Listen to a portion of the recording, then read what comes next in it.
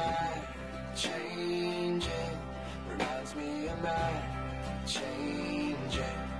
Wish I could tie me a rope around the sun, 'cause I am not done changing. Time's been talking to me, whispering in my ear, saying follow your heart till it tears you apart. But hearts keep changing, hearts keep changing, hearts keep changing, hearts keep changing.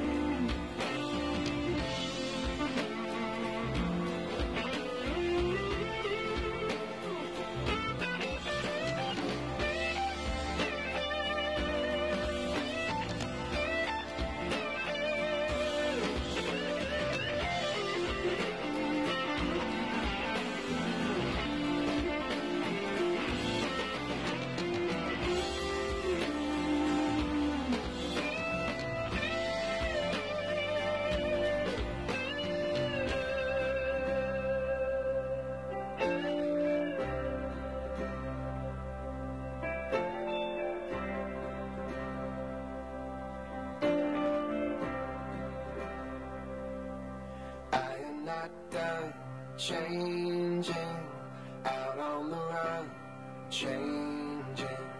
I may be old and I may be young, but I am not done changing, changing, changing.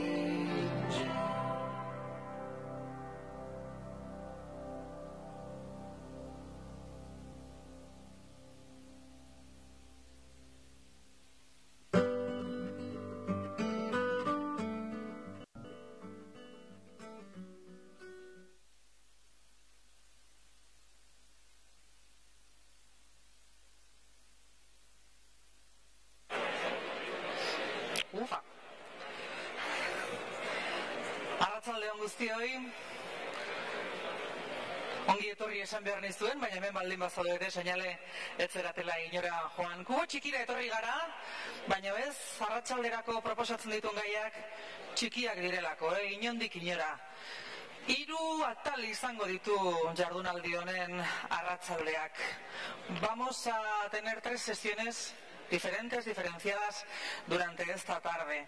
Por una parte vamos a tener una masterclass, promete ser interesantísima, de la mano de Javier Dieguez, el director del Centro Vasco de Ciberseguridad. Una masterclass en la que, por supuesto, él nos planteará su ponencia, su propuesta, y todos ustedes están invitados a después hacerle preguntas o compartir con él sus dudas. Tendremos también casos del Bind 4.0.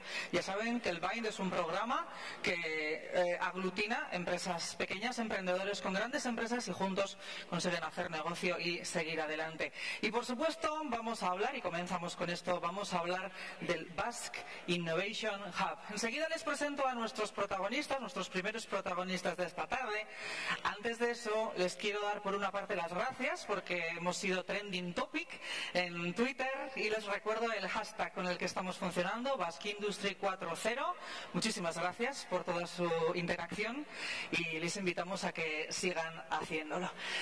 Sin más, les voy a presentar a nuestros siguientes invitados. Son Manu Salaverría, es el presidente del grupo de pilotaje, y nos va a acompañar también Agustín Sáenz, él también es miembro de este grupo de pilotaje. Los dos nos van a contar cuál es esta iniciativa, como decimos, el Basque Innovation Hub. Eskerrik asko. Eskerrik asko. Arratsalde on denoi. Bueno, yo quizás empezar, porque aquí teníamos que haber sido 3. José Morís no se puede incorporar al debate por una cuestión de catagazo. Entonces solamente vamos a estar Agustín y yo. Bueno, Agustín le conoceréis muchos de vosotros. Agustín está en Tecnalia y es miembro del grupo de pilotaje, y yo soy el director del grupo de pilotaje. para empezar, y disculpar que no me han dado el pasador para poder pasar las transparencias. Disculpad un momentito. ¿Las dejáis?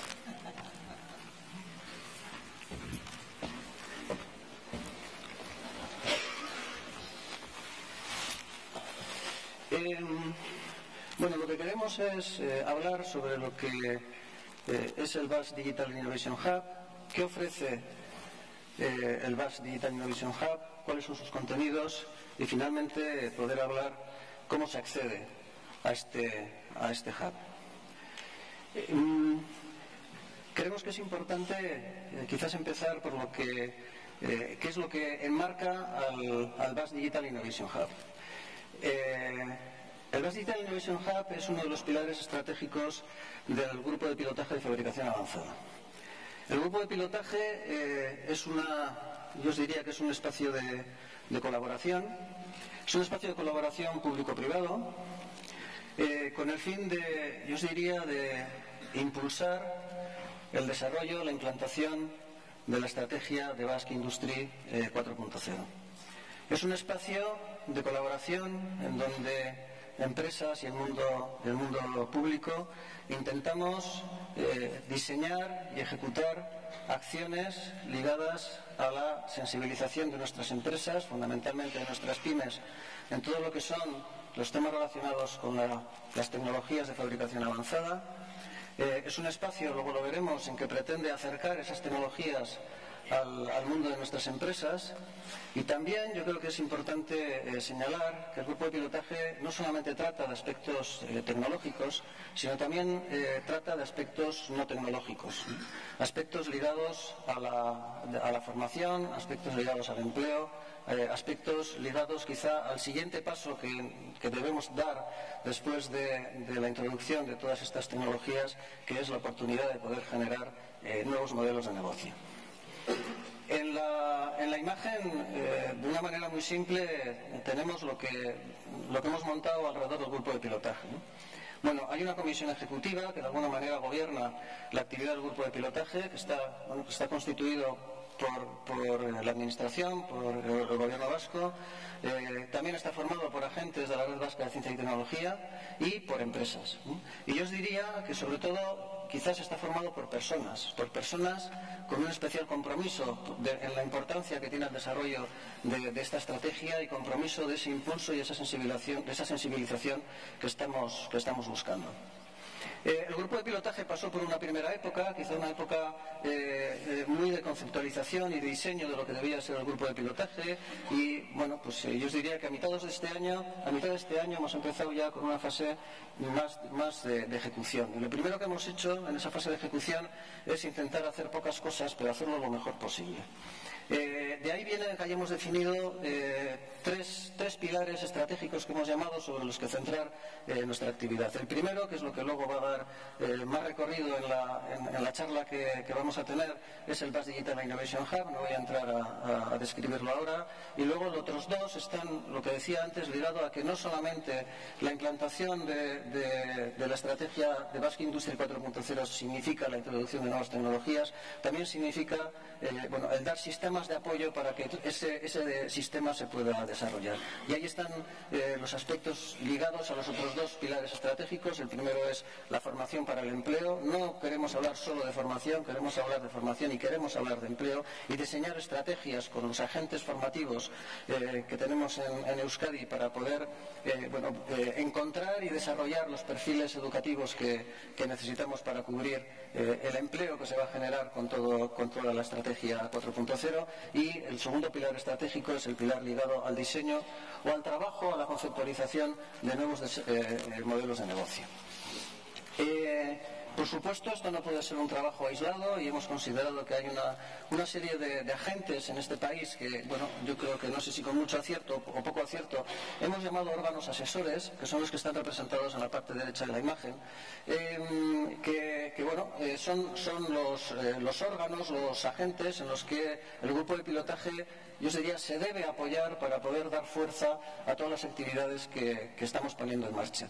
En principio, y digo en principio porque esto no es una, os diría, no es una estructura cerrada, estamos trabajando por un lado con un foro intercluster. Evidentemente los clústeres deben ser el gran camino que tenemos de conexión hacia nuestras empresas, y tenemos otros dos órganos más ligados a lo que son los aspectos formativos. Por un lado, el clúster Laugune, recientemente constituido, que agrupa a todos los centros universitarios ligados a formación tecnológica, por decirlo de alguna manera, y luego pues toda la red de nodos de FP Leia, que bueno, como hemos visto a la mañana, Jorge pues bueno, es el que lidera, el que ha formado, digamos, la dirección de toda esta actividad ligada a los centros de formación profesional. Esto es el marco del Basque Digital Innovation Hub, y como digo, el Basque Digital Innovation Hub es, digamos, uno de los pilares estratégicos, y yo os diría el pilar estratégico en el que en este momento más dedicación, más esfuerzo, más foco podemos estar haciendo. Vamos a ver si podemos describir, Agustín, lo que es el Basque Digital Innovation Hub. Ayúdame, por favor, si seguro que puedes complementar muchas cosas. A ver, la palabra hub es un espacio de conexión, ¿no? Entonces el hub lo que pretende es, yo os diría, poder conectar nuestras empresas con las tecnologías avanzadas de fabricación. Poder poner a disposición de nuestras empresas una serie de servicios, luego lo hablaremos con más detalle, que permitan a nuestras empresas experimentar. Y experimentar, yo os diría, a bajo coste. Y cuando hablamos de coste, no solamente es un coste en términos económicos, también es un coste a nivel de conocimiento, un coste a nivel de personas. Es decir, el poder entrar en estas tecnologías sin que sean las empresas las que tengan que realizar un enorme esfuerzo en todo lo que significa el poder introducir nuevas tecnologías en cualquiera de nuestros procesos productivos. Entonces el hub está formado por una serie de activos, y me refiero a activos tanto físicos como lógicos, y cuando hablo de activos físicos son infraestructura, luego lo veremos, son máquinas. Máquinas, yo os diría, ligadas a estas tecnologías avanzadas de fabricación, que se ponen a disposición de las empresas para que las empresas puedan experimentar. Luego veremos ejemplos, y me adelanto con uno. Bueno, pues hay máquinas de fabricación aditiva. Probablemente son tecnologías que no es fácilmente alcanzable por una empresa que quiera experimentar. Bueno, pues el hub va a poner a disposición de esas empresas esos elementos de formación, de experimentación, etcétera. Luego lo describiremos en más detalle. Pero también, y yo os diría, va a haber, porque todavía no lo hay, va a haber activos lógicos, es decir, va a haber soluciones digitales con los que las empresas van a poder probar lo que es la gestión más, yo os diría, la gestión del dato, la gestión del conocimiento. Y el hub lo que va a hacer ofrecer a las empresas, con especial foco en las pymes, ese conjunto de servicios ligados a esos activos físicos y esos activos lógicos. Activos de infraestructura y también activos de conocimiento, expertise, etcétera. ¿Para qué? Bueno, pues evidentemente el objetivo final es valor añadido de nuestros productos, mejora de nuestros procesos de fabricación y, como siguiente paso, la oportunidad que esto genera de poder idear unos nuevos productos o unos nuevos servicios. Vamos entrando poco a poco en lo que es el hub. Básicamente va a tener dos componentes. Uno primero es un catálogo de elementos físicos y lógicos que van a ser puestos a disposición de las empresas, un catálogo, yo os diría, avanzado, un catálogo que va a permitir realizar esa búsqueda, es decir, que si cualquier empresa de este país quiere experimentar sobre las tecnologías de fabricación avanzada, ese catálogo le va a dar la lista, le va a dar el catálogo de los elementos que están en el hub y que las empresas van a poder utilizar. Pero no solamente, como decía antes, es simplemente un catálogo, no solamente es una lista de cacharros o de software. Va a ser también lo que hemos llamado una red conectada, es decir, esos activos somos capaces de convertirlos en una oferta de servicios que realmente lleven a las empresas a poder introducirse en esas tecnologías. antes de empezar hemos estado hablando Agustín y yo, y Agustín me decía, Manu, di también una cosa que creo que es importante, ¿no? Estamos ante una iniciativa que yo os diría que a nivel europeo, después de haber hecho un benchmarking de lo que se está haciendo en Europa, pues bueno, yo creo que podemos decir que es una iniciativa realmente avanzada. Creo que respecto a lo que estamos viendo incluso tiene componentes, bueno, pues realmente innovadores, y creo que, bueno, pues dentro de lo que en este momento, el movimiento que puede haber en Europa alrededor de todos estos temas, bueno, pues podemos situar a Euskadi como en una posición claramente referente.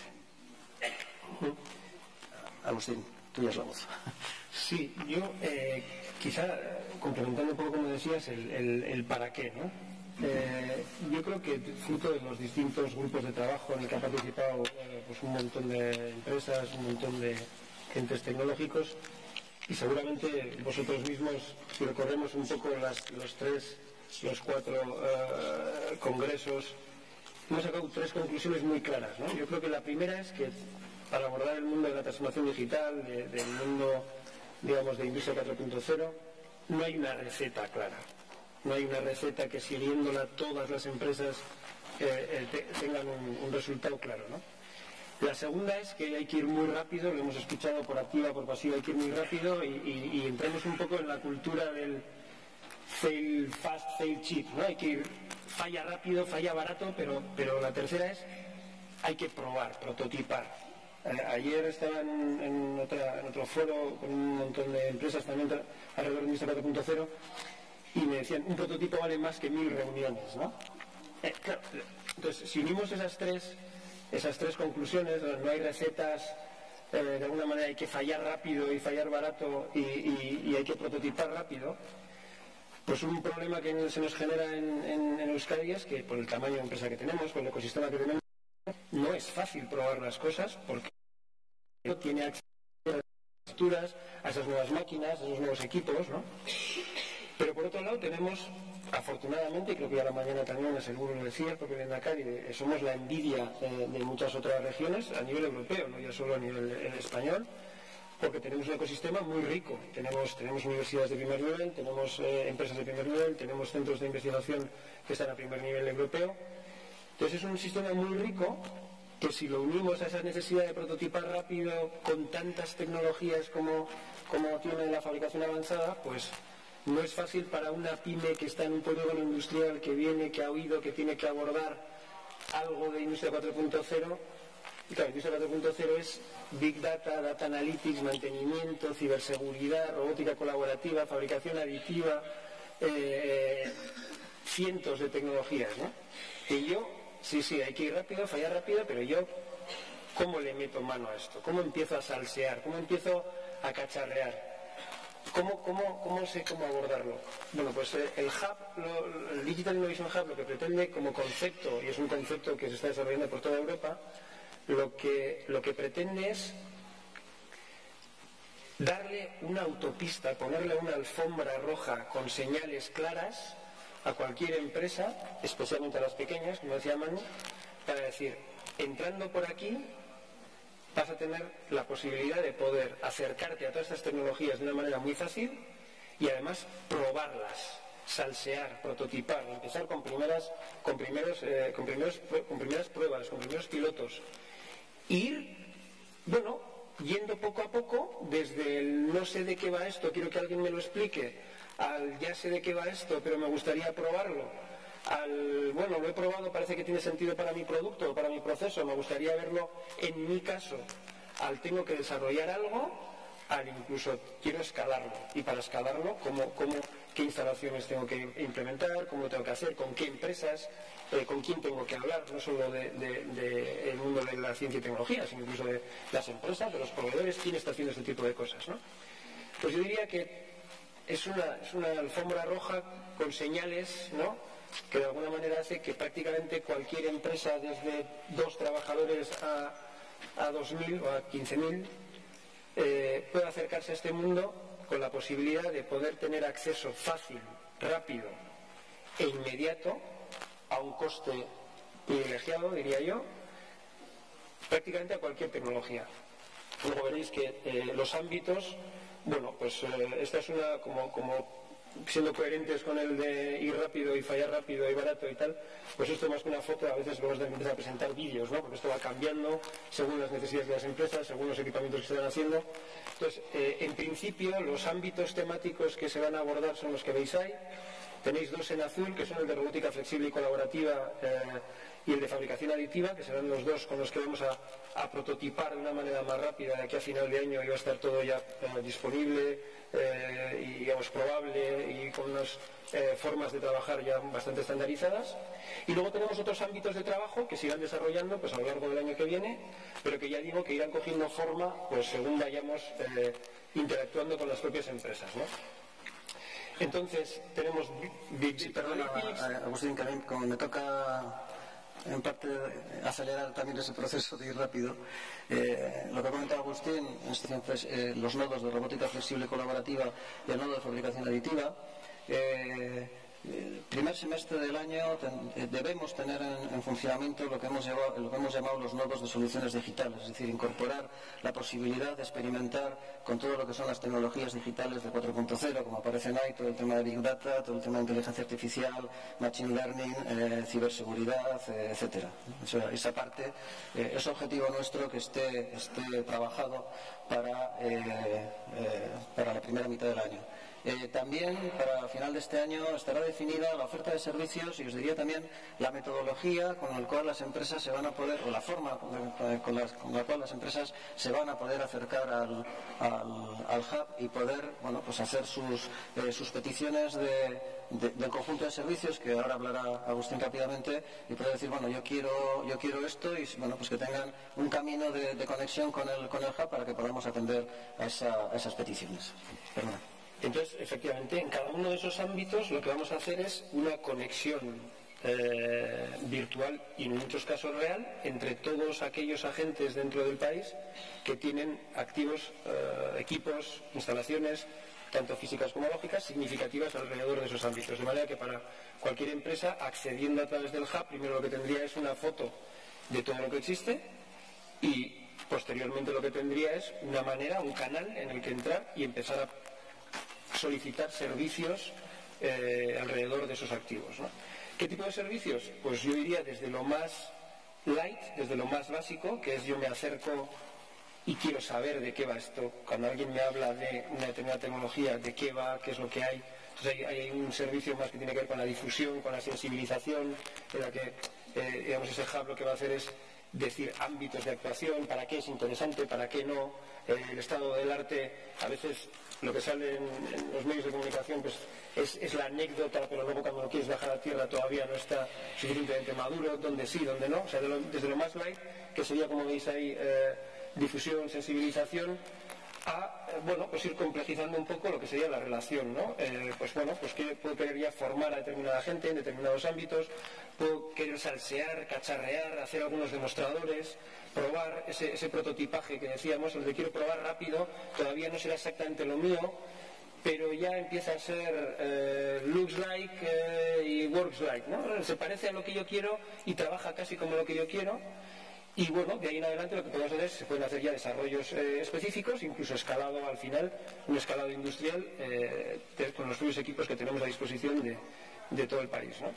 Entonces tendríamos por un lado el catálogo, en el que vemos todo, por otro lado tenemos esos ámbitos tecnológicos en los que podemos entrar y solicitar de una manera coordinada todos aquellos activos que están alrededor de esos servicios en muy distintos agentes. Os podéis imaginar. A lo mejor en la siguiente ya mano... cojo yo. Gracias. El del centro. Entonces, os podéis imaginar que, por ejemplo, vamos a hablar un poco de los dos que vamos a lanzar ahora mismo. Bueno, pues, ¿a quién va dirigido? Pues va dirigido en principio yo diría, todos los interesados alrededor de las tecnologías, que puede ser desde el ámbito empresarial, desde luego, desde empresas muy pequeñas, empresas muy grandes, a incluso el ámbito educativo, en el que a veces no es tan fácil poder dar una determinada formación alrededor de una tecnología sin tener ese equipamiento. Bueno, pues podemos tener esos activos a disposición de todo lo que tiene que ver de la comunidad educativa para poder formarse alrededor de esas tecnologías. ¿Para hacer qué? Pues lo estamos viendo, ¿no? Puede ser desde asesoramientos hasta cualquier tipo de desarrollo ad hoc bien hecho con los activos de los propios centros tecnológicos, universidades o entes de desarrollo tecnológico, como en muchos de los casos, por ejemplo en el mundo de los activos lógicos, hay una grandísima capacidad en el país que no está tanto en la red de Vasca de Ciencia y Tecnología, sino incluso en las propias empresas, ¿no? Pues a medio plazo, toda esa posibilidad de poder utilizar esos activos que están en el mundo empresarial y no en el mundo de la red Vasca de Ciencia y Tecnología, deberían estar accesibles de una manera fácil a través del propio hub, ¿no? Entonces empezaremos por ir paso a paso, primero con lo que serían todos los activos de la red Vasca de Ciencia y Tecnología, incorporando, según vayamos avanzando a lo largo del año que viene, pues activos, ya digo, a disposición dentro y fuera, ¿no? Por poner dos ejemplos, hemos querido coger dos ejemplos que ya digo son pilotos y learning by doing, y iremos viendo cómo aprendemos mientras lo vamos montando, porque os podéis imaginar que no es fácil conectar activos de 15 propietarios distintos para que ofrezcan de una manera coordinada servicios a cualquier tipología de empresa. Como reto no está mal, ¿no? Ya os podéis hacer idea de que luego en los detalles pues aparecen miles de problemas, pero si no empezamos no lo vamos a resolver. Entonces la idea aquí también es empezar y ir viendo cómo tenemos que ir modificándolo. Y hemos cogido, como os decía, dos ejemplos yo creo que bastante distintos. Uno el del mundo de la fabricación aditiva, que tendría más que ver con el mundo de la fabricación avanzada que propiamente con la transformación digital, aunque tiene una componente digital muy potente también. Y el del mundo de la robótica colaborativa y flexible, donde tiene una componente, vamos a decir, muy digital, pero también tiene una componente de fabricación, vamos a decir, fabricación avanzada que nos permita hacer éxitos rápidos, que podamos tener prototipados rápidos, que podamos hacer instalaciones que enseguida las veamos con beneficios dentro de las empresas, no irnos a tecnologías excesivamente sofisticadas o alejadas de las necesidades de las empresas. Creemos que con estos dos tópicos podemos empezar a salsear, perdón por la expresión, pues con empresas pequeñitas con problemas pequeños y con empresas grandes con problemas ya medianos, ¿no? En el caso de la robótica, como veis, lo que estamos planteando es no tanto el mundo empresarial y el mundo educativo, sino más desde el punto de vista de toda la cadena de valor, ¿no? Entonces aquí, bueno, pues nos aparecen muy distintos actores. Nos aparecen actores que pueden ser por un fabricante de equipo, fabricantes de propios componentes, todo lo que tiene que ver con componentes inteligentes, todo lo que tiene que ver con la smartización no tanto del robot como de la instalación en sí misma, con grippers con una cierta inteligencia, con digamos componentes de percepción del entorno con una determinada inteligencia, todo lo que tiene que ver con el mundo de la robótica colaborativa, cobots, entornos más o menos inteligentes de reconocimiento del operario y de los propios robots. Bueno, fabricantes de componentes, los propios integradores, que tenemos grandes y potentes en el país también, bueno, tienen la posibilidad de poder probar ciertas cosas sin tener que comprar necesariamente ellos los equipos, pueden empezar a probar cosas que luego podrán ofertar a su vez a clientes, a usuarios finales, ¿no? O sea, cuando estamos en el mundo de la robótica, nos encontramos que podría llegar a este hub alguien que lo que quiere es automatizar un determinado proceso con robótica colaborativa y todavía no quiere pedir una oferta concreta de algo porque no sabe ni siquiera lo que tiene que pedir, a alguien que está ya ofertando que lo que quiere es mejorar sus componentes para poder hacer una solución más inteligente con más valor añadido que le permita diferenciarse de su competencia más por coste. Bueno, ya veis que se puede entrar desde muy distintos ámbitos. Sin olvidar, otra vez, la pata educativa, que como hemos visto hoy, de nada nos sirve poner grandes instalaciones si luego no tenemos gente capacitada para poder sacarles el máximo partido, ¿no? Y eso lo acompasamos, o a veces corremos mucho en tecnología, y especialmente yo hablando desde los estudios tecnológicos, pero si no te sigue nadie, yo suelo comentar como anécdota que yo jugaba a rugby y antes de jugar a rugby hice atletismo, lo hacía a velocidad. Entonces, cuando empecé a jugar a rugby, yo pensaba que consistía en correr mucho con el balón.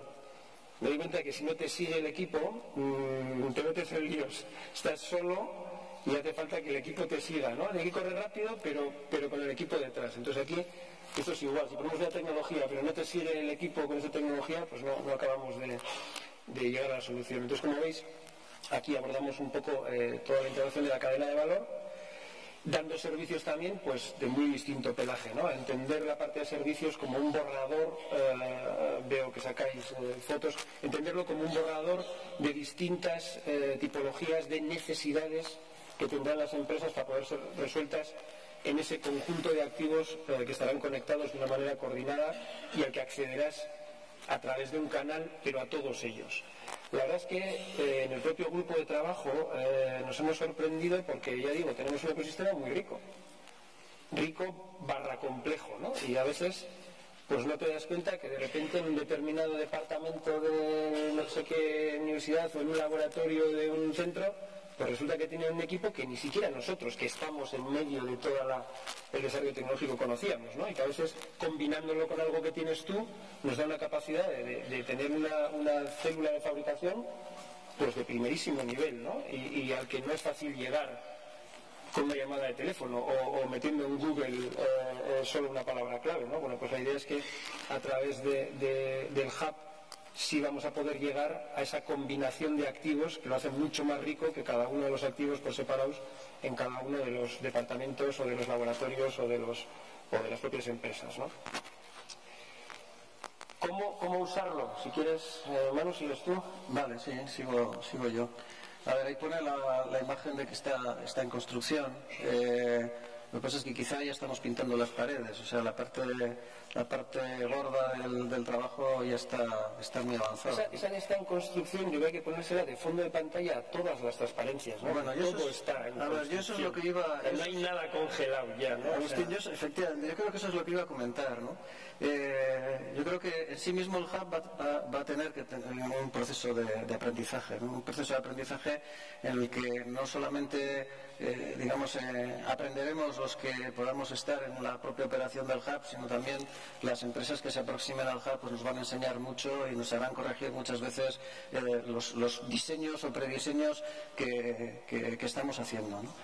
Lo he comentado antes, tanto el tema del catálogo de activos como la definición de los servicios está avanzado.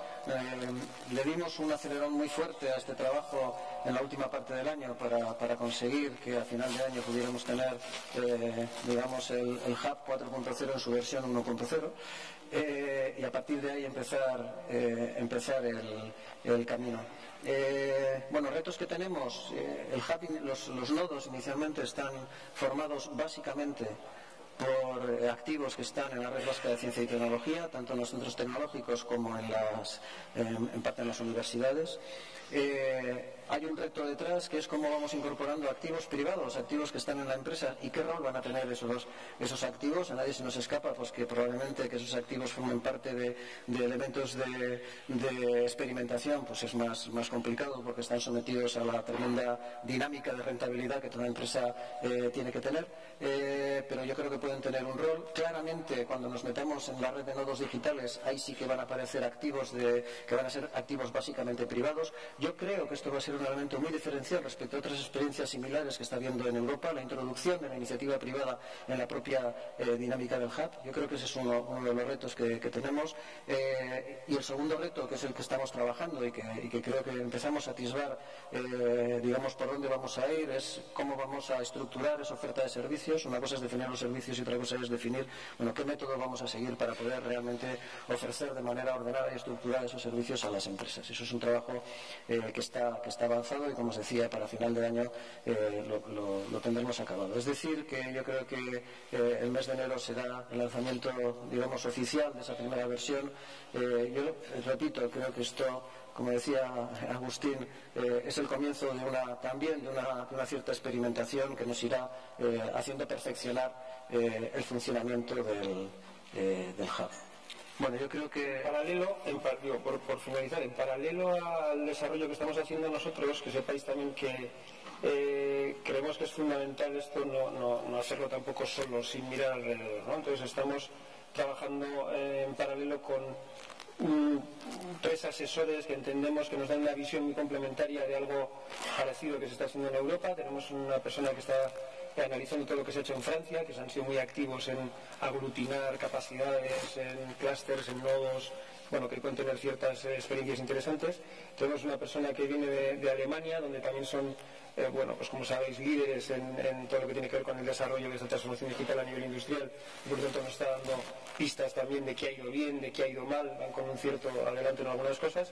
Y tenemos una persona del TNO, en un centro holandés, al que la Comisión Europea le ha encargado hacer una foto para toda Europa de todo lo que se esté moviendo alrededor de Digital Innovation Hubs o cosas similares en toda Europa, ¿no? Entonces él nos está dando un poco, pues mira, esto ha ido muy bien aquí, esto en cambio ha ido mal aquí, en cambio esto que se está planteando es realmente diferencial, pero ojo, time's up. Pues yo solo acabaría diciendo queremos que se colapse, ¿no? O sea, no queremos que sea un tema incremental y tal, o sea, queremos que todo aquel que cree que le gustaría probar, enredar con algo que no tiene en su fábrica, la manera de entrar es por aquí y estaremos dispuestos de learning by doing, de ir aprendiendo según se vaya atascando el asunto. Y solo tres segundos más, pymes y pymes, nada más. Mira, Oscar.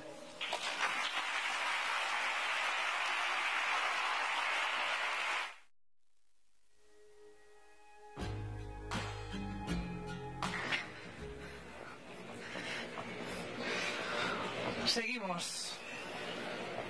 A continuación conoceremos, como ya les hemos explicado, el BIND 4.0, un programa de aceleración público-privada impulsada por el gobierno vasco junto con Spring y junto a las compañías privadas de mayor relevancia de Euskadi.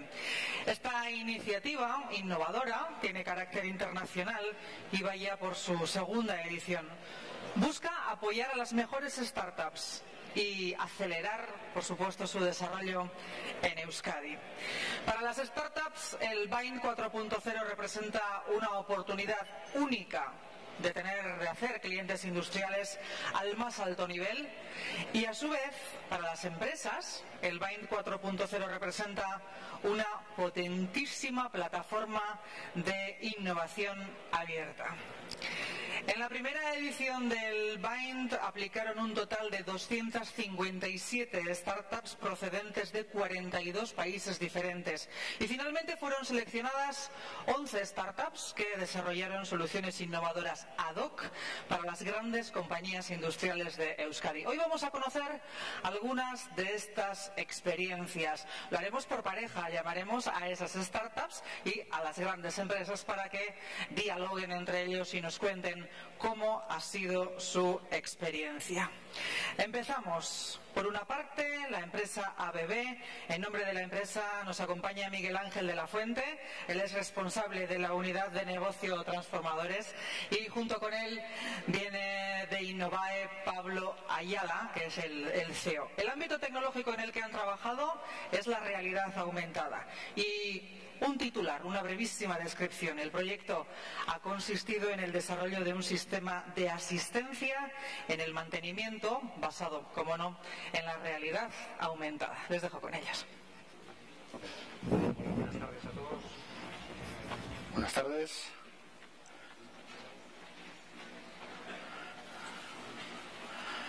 Bueno, como han anunciado, el proyecto en el que colaboramos era un sistema avanzado de asistencia al mantenimiento. Vale. Buenas tardes, se me oye ahora sí. Yo soy Miguel Ángel de la Fuente, trabajo en ABB y somos una de las grandes empresas que hemos entrado en el BIND 4.0 en la primera edición y la experiencia ha sido tan buena que hemos decidido trabajar en la segunda edición del BIND 4.0. Estoy aquí para contaros un poco con Innovae la experiencia que hemos tenido.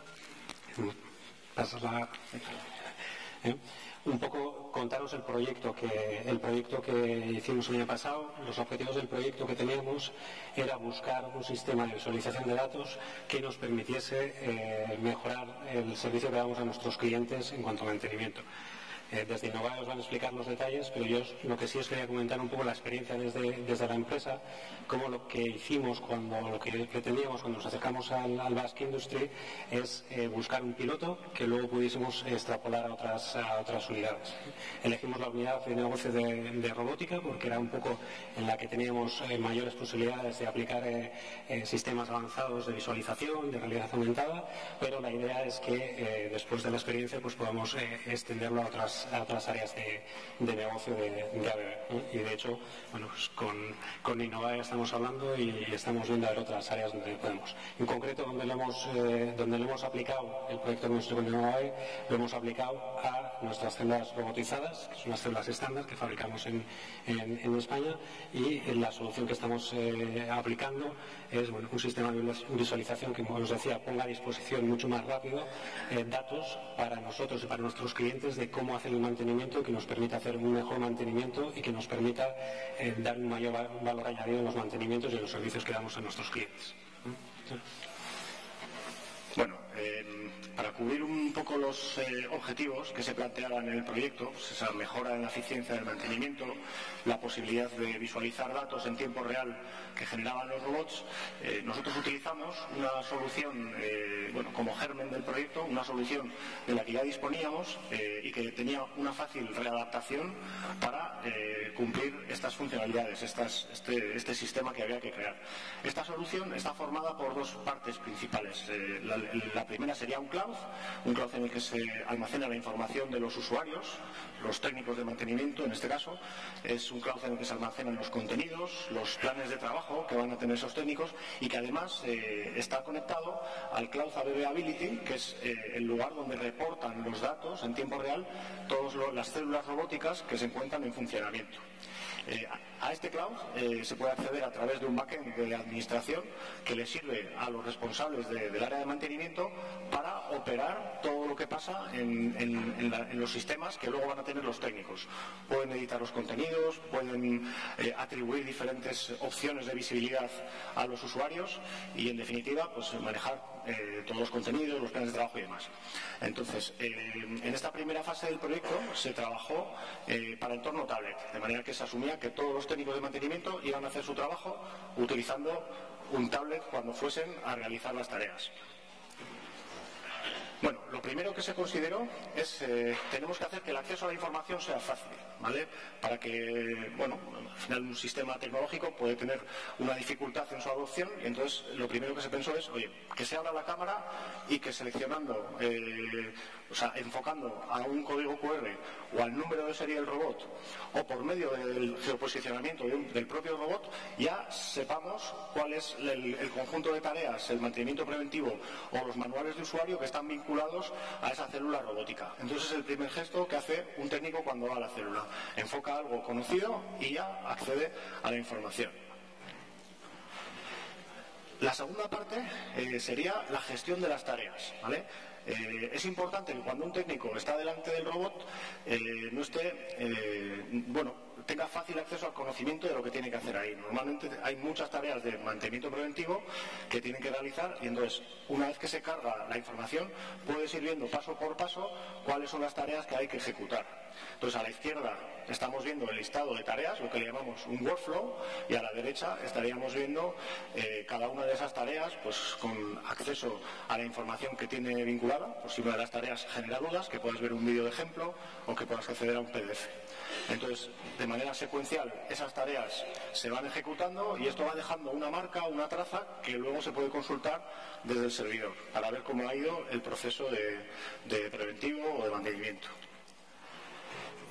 Esto sería la parte de organización de las intervenciones, en la cual el gestor del sistema puede asignar diferentes días para ejecutar las tareas, ¿no? Entonces, veis ahí un código de colores para las tareas que están en ejecución, las que han generado incidencias. Al fin y al cabo, digamos, toda una base de funcionalidades que creíamos que eran importantes para escalar sobre ellas luego la parte de visualización de los datos. Vale, esta es una función que hemos incorporado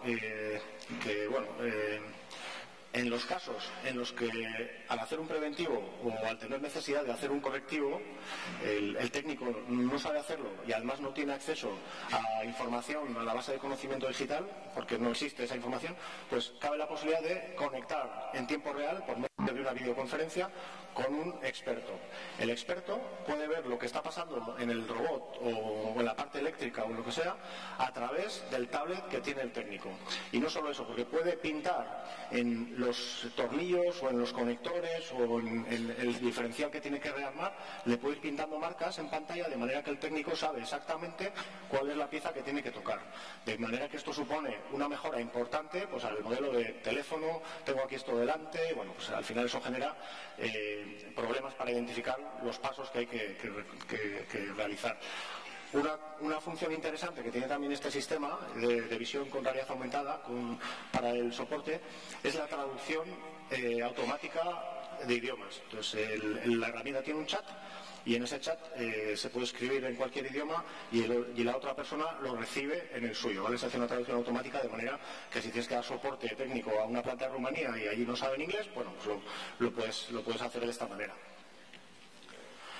Y entonces llegaríamos a la parte de visualización de datos. Este módulo de la plataforma sería una especie de clon digital, ¿no? Ya sabéis, los proyectos estos de Industria 4.0 llamados clon digital están pensados para que puedas visualizar un modelo, una maqueta digital que copia el modelo real y sobre ese modelo que es interactivo puedes hacer zoom, lo puedes girar, puedes ir a las diferentes partes que componen la célula. Entonces ahí puedes ver la información que está generando ese robot en tiempo real, ¿vale? Una de las funciones que se ha previsto incorporar a futuro sería que el mantenimiento predictivo que se genera del análisis de los datos en el ABB Ability se pueda vincular directamente a la plataforma para que cuando la inteligencia del Big Data predice que hay que realizar un mantenimiento, aparezca automáticamente la plataforma en un plan de trabajo para complementar a la visualización de los datos. Los resultados del proyecto, la verdad que estamos ya en la fase final de implantación. Corrígeme, las impresiones de Abel de momento son muy buenas. No sé buenas, y como decía antes, la idea es seguir trabajando con vosotros en otras áreas de negocio de servicios, ¿no? Yo cuando he hablado de este proyecto con los técnicos de la unidad de la que soy responsable de transformadores, lo ven casi como el sueño de cualquier técnico de servicios, ¿no? El poder identificar muy rápidamente el equipo en el que van a trabajar, tener instrucciones de mantenimiento, tener una conexión con los técnicos en remoto, incluso las aplicaciones que parecen tan banales como lo de la traducción y el tener una posibilidad de chatear cuando no están conectando con los técnicos de aquí, sino están conectando con técnicos de otros países, lo consideran como algo altamente interesante, ¿no? Y hay otras áreas que son las que estás poniendo ahí, que también son las siguientes que las consideran como muy interesantes para seguir trabajando con vosotros. Sí, de hecho, una de las nuevas colaboraciones que ha surgido, que es utilizar las gafas HoloLens para mantenimiento, utilizan también el concepto de la traducción simultánea, la traducción automática, pero en vez de vía texto, ahí lo que hacemos es procesar la voz de uno de los interlocutores y procesar esa voz para que aparezca un subtítulo de lo que te están diciendo, de manera que en ese caso no haría falta ni escribir. Entonces, bueno, eso forma parte de otro proyectito que hemos empezado a hacer hace unos meses y en el futuro quizás también podamos incorporar esa tecnología en lo que es la plataforma. Pues bueno, un descubrimiento que hemos hecho también por el camino ha sido la posibilidad de aplicar este software, el sistema avanzado de asistencia al mantenimiento, para producción. Porque la parte de organización de tareas que se utiliza para el mantenimiento, pues se veía que tenía una aplicación directa también en la organización de la producción de las células, ¿no? Entonces, bueno, estamos también aplicando una versión un poquito modificada del organizador de tareas a producción. Y bueno, pues, otra de las colaboraciones será con otras unidades de negocio con las que ya estamos hablando, con lo cual también la experiencia en el BAIN para nosotros obviamente ha sido increíble. ¿Vale? Aprovecho para meter una cuña publicitaria, si me lo permitís, y bueno, también este proyecto es importante para nosotros para poder lanzar un nuevo producto, el SAM, le hemos llamado igual que al proyecto, y este producto está estandarizado e implementa estas funcionalidades que, excepto la parte de visualización de robots, que eso es una parte un poco a la medida, pero todo el resto de funcionalidades están estandarizadas y lo tenemos paquetizado, de manera que este proyecto ha sido muy importante para que nosotros podamos descubrir cuáles son esas funciones que pueden tener un propósito general y resolver un problema general para paquetizar esta solución, que es SAM. Y bueno. queríamos acabar contándoos un poco cuál ha sido la experiencia de ABB al trabajar con startups y por qué una empresa como ABB, con implantación en todo el mundo, con 150.000 empleados y con departamentos de innovación muy potentes, decidimos trabajar con empresas de implantación local, con un número de empleados pequeños y con una antigüedad pues muy cortita, ¿no? Y bueno, para nosotros ha sido algo muy bueno.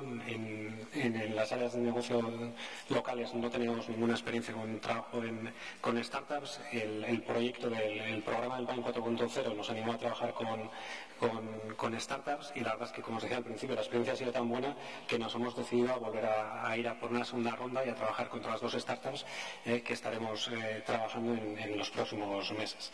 Es decir, somos una gran empresa con implantación mundial en energía, en automatización, en industria y el trabajar con startups lo que nos permite es buscar áreas en las que quizás no somos tan expertos o que no son nuestro core del negocio y que nos pueden, pero que sí nos pueden aportar algo a nuestro negocio, ¿no?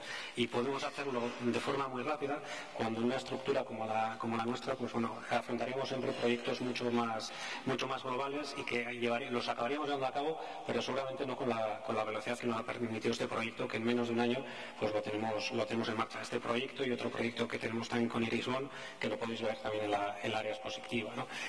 Otra de las cosas, y es un poco egoísta, es que arriesgamos relativamente poco, ¿no? Con un presupuesto relativamente pequeño podemos probar tecnologías y podemos ver si esas tecnologías se complementan con nuestros productos, con nuestros servicios, y es algo con lo que podemos ir al mercado, ¿no? Y siempre que vamos al mercado con nuestros productos en colaboración con una startup, como es el caso, siempre lo que estamos buscando es dar un valor añadido a clientes, y en este caso, bueno, pues la doble vía en la que estamos trabajando es que nuestros técnicos hagan un mejor mantenimiento, más rápido, con más funcionalidades, y también poder ponérselo a disposición de los clientes, que tengan una ayuda de cómo hacer el mantenimiento de nuestros equipos de una forma sencilla, profesional, ¿no? Y hay algunas veces miedo, hablando de temas de mantenimiento, de que si les facilitamos mucho la labor de mantenimiento a los clientes, entonces perderemos nosotros potencialidades de servicio, pero bueno, con un sistema guiado llegamos hasta un punto, y las grandes empresas pues llegamos a las partes más tecnológicas, y esas nos las reservamos para hacerlos también con la ayuda del proyecto. Y yo, para acabar, otra de las cosas que creo que ha sido muy bonita de este proyecto es, bueno, aprender de las startups su forma de funcionar, ¿no? Y yo creo que las startups también han aprendido algo de nosotros, ¿no? Cosas buenas y cosas malas hemos aprendido los unos de nosotros, lo rápido que vamos uno, lo lento que somos otros, pero bueno, la velocidad nos da mucha agilidad, proyectos de implantación muy rápido, la lentitud que tenemos las grandes empresas a veces nos da una solidez en la implantación de los proyectos, y yo creo que la combinación de la atracción, la tranquilidad y lo estructurado que somos, pues nos permite llegar a proyectos que yo creo que van a tener pues mucho futuro, y que espero que sigamos colaborando, y la idea, como os decía, es seguir trabajando con startups en proyectos piloto como este, ¿no? Lo característico del Bain es que no es un programa de desarrollo conjunto en general, sino que son contratos. Hemos tenido un contrato con Innovae, ha sido también una experiencia para Innovae, y nos han entregado un producto terminado, ¿no? Que también a veces en los proyectos de innovación es rápido. Así que yo creo que el Bain nos ha permitido constatar que desde el punto de vista de la startup podemos aportar valor a una gran empresa, pues, con aire fresco y con tecnologías novedosas, y desde el punto de vista de una empresa como ABB, yo creo que cualquier gran empresa es algo que podría plantearse, pues que lo que es el fenómeno startup es una vía muy adecuada para generar innovación de manera ágil, ¿no? Sería una buena lección, ¿no?, de nuestra participación en el Bain. Sin más, muchas gracias. Muchas gracias.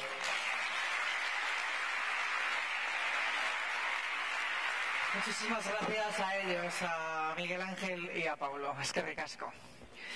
Bueno, decíamos al inicio de esta sesión de Bind 4.0 que esta es una iniciativa muy internacional y lo siguiente lo van a ver. Les digo desde ya que este próximo diálogo va a ser en inglés. Si alguno quiere disponer del sistema de traducción, están aquí al lado de la puerta, así que en un momentito salir y volver a entrar. Las empresas que presentamos ahora son, por una parte, Nabla Wind Energy, que es del grupo Alcor. Nos viene Rubén Ruiz, es el CTO de Nabla Wind Energy, y junto con él, la startup que le acompaña es una startup de origen indio, es Algo Engineers, y en su nombre viene Vibhav Gupta, es el Business Development Manager. El ámbito tecnológico en el que han trabajado es el Internet de las Cosas, Internet of Things, y el proyecto, bueno, pues Algo Engineers está trabajando en colaboración con Nabla en el desarrollo de una aplicación para la monitorización en remoto y en tiempo real de parques eólicos. Vienen con muchísima fuerza, han dicho que no se quieren ni sentar, así que aquí les dejamos. Es que ricasco. Okay. Muy buenas tardes. Atik. My name is Ruben. Me llamo Rubén y soy el CTO de Nabla Wind Power, y esta tarde vamos a hacerles una breve presentación sobre lo que hemos hecho con nuestro socio Algo Engines, y en su nombre está el caballero Vibhav Gupta, el encargado del desarrollo de negocio. Bien, nuestra presentación durará apenas 10 minutos. Vamos a introducir brevemente a Nabla y después el caballero les va a presentar su empresa. Nabla Wind Power es una ingeniería eólica independiente que se centra en ampliar la vida útil de los parques eólicos. Los parques eólicos, por lo general, han sido diseñados para operar durante 20 años.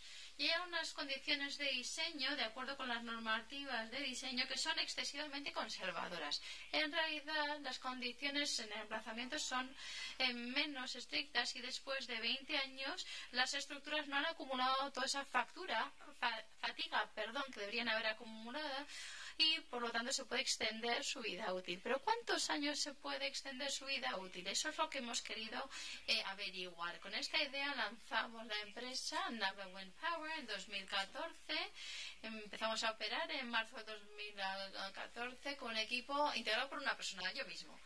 Y después ya fuimos 3 y actualmente somos 10 personas, y hemos hecho 182 evaluaciones de parques eólicos, y actualmente lideramos el mercado y competimos con grandes empresas con 11.000 empleados. No estamos compitiendo con ellos, lo cual está muy bien, dicho sea de paso. Y en este proceso, o en esta fase, nos pusimos en contacto con nuestros colegas indios porque pensamos que podíamos trabajar juntos.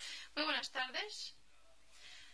Algo Engines proporciona inteligencia para los aerogeneradores, paneles solares y la Internet de las Cosas vinculada a la generación eléctrica. El objetivo de nuestra plataforma es tener a propietarios de activos que puedan monitorizar sus activos y a calcular los tiempos de operación, a extraer el máximo beneficio de los datos. Les brindamos también funcionalidades de Data Analytics. Nos creamos en el 2014, mismo año que nuestros colegas de Nabla, y gestionamos 3.000 megavatios de activos energéticos en nuestra plataforma.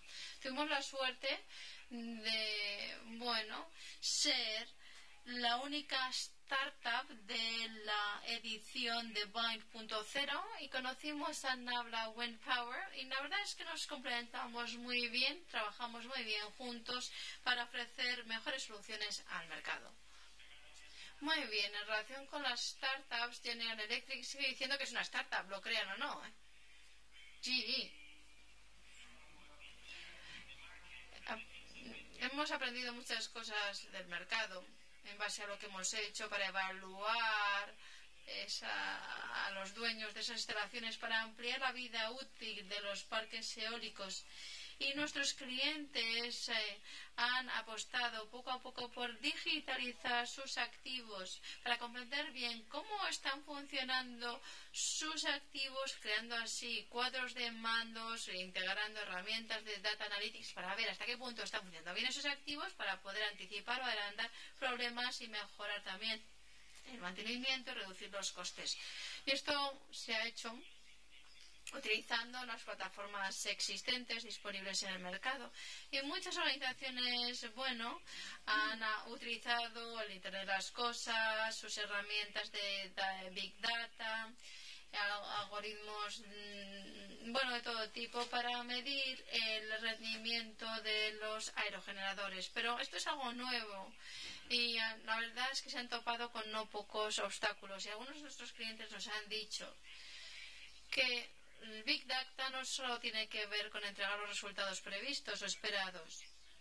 Nosotros no sabíamos que esto puede ocurrir, ya lo veíamos venir el año pasado. Decidimos, proponerles a nuestros colegas ofrecer una herramienta híbrida de Data Analytics que combina Big Data con la modelización física que hace Nabla. Es decir, los aerogeneradores son monstruos físicos, son infraestructuras físicas y que están gobernadas en un 85% por la física. Y si entendemos bien la física subyacente y tenemos modelos buenos y comprendemos bien cómo es el diseño, y Nabla viene del mundo de la fabricación de aerogeneradores, podemos sumar todas estas competencias, estas destrezas, incorporarlas en esta herramienta híbrida para el análisis de datos. Y por el momento solo hay dos aplicaciones o dos plataformas en todo el mundo que están haciendo lo que hacemos nosotros. Una a cargo de esta organización grande de 11.000 empleados y la otra a cargo nuestro. En efecto, se trata de sacar el máximo provecho del expertise de Nabla, lo que es la modelización física, y aplicar nuestros conocimientos del Internet de las Cosas. Integramos distintas fuentes de datos. Tenemos los datos de los aerogeneradores, los datos de las subestaciones eléctricas, etcétera. Y nosotros tenemos la capacidad para integrar todos esos conjuntos de datos dentro de una única plataforma. También tenemos expertise en Data Analytics y en Machine Learning, y hoy hemos podido crear un cuadro de mando de Smart Data, y esto, como ya ha dicho Rubén, solo lo hacen 2 empresas en todo el mundo. Bien, lo primero fue sentarnos juntos y, definir el ámbito de aplicación del proyecto, las partes que vamos a cubrir.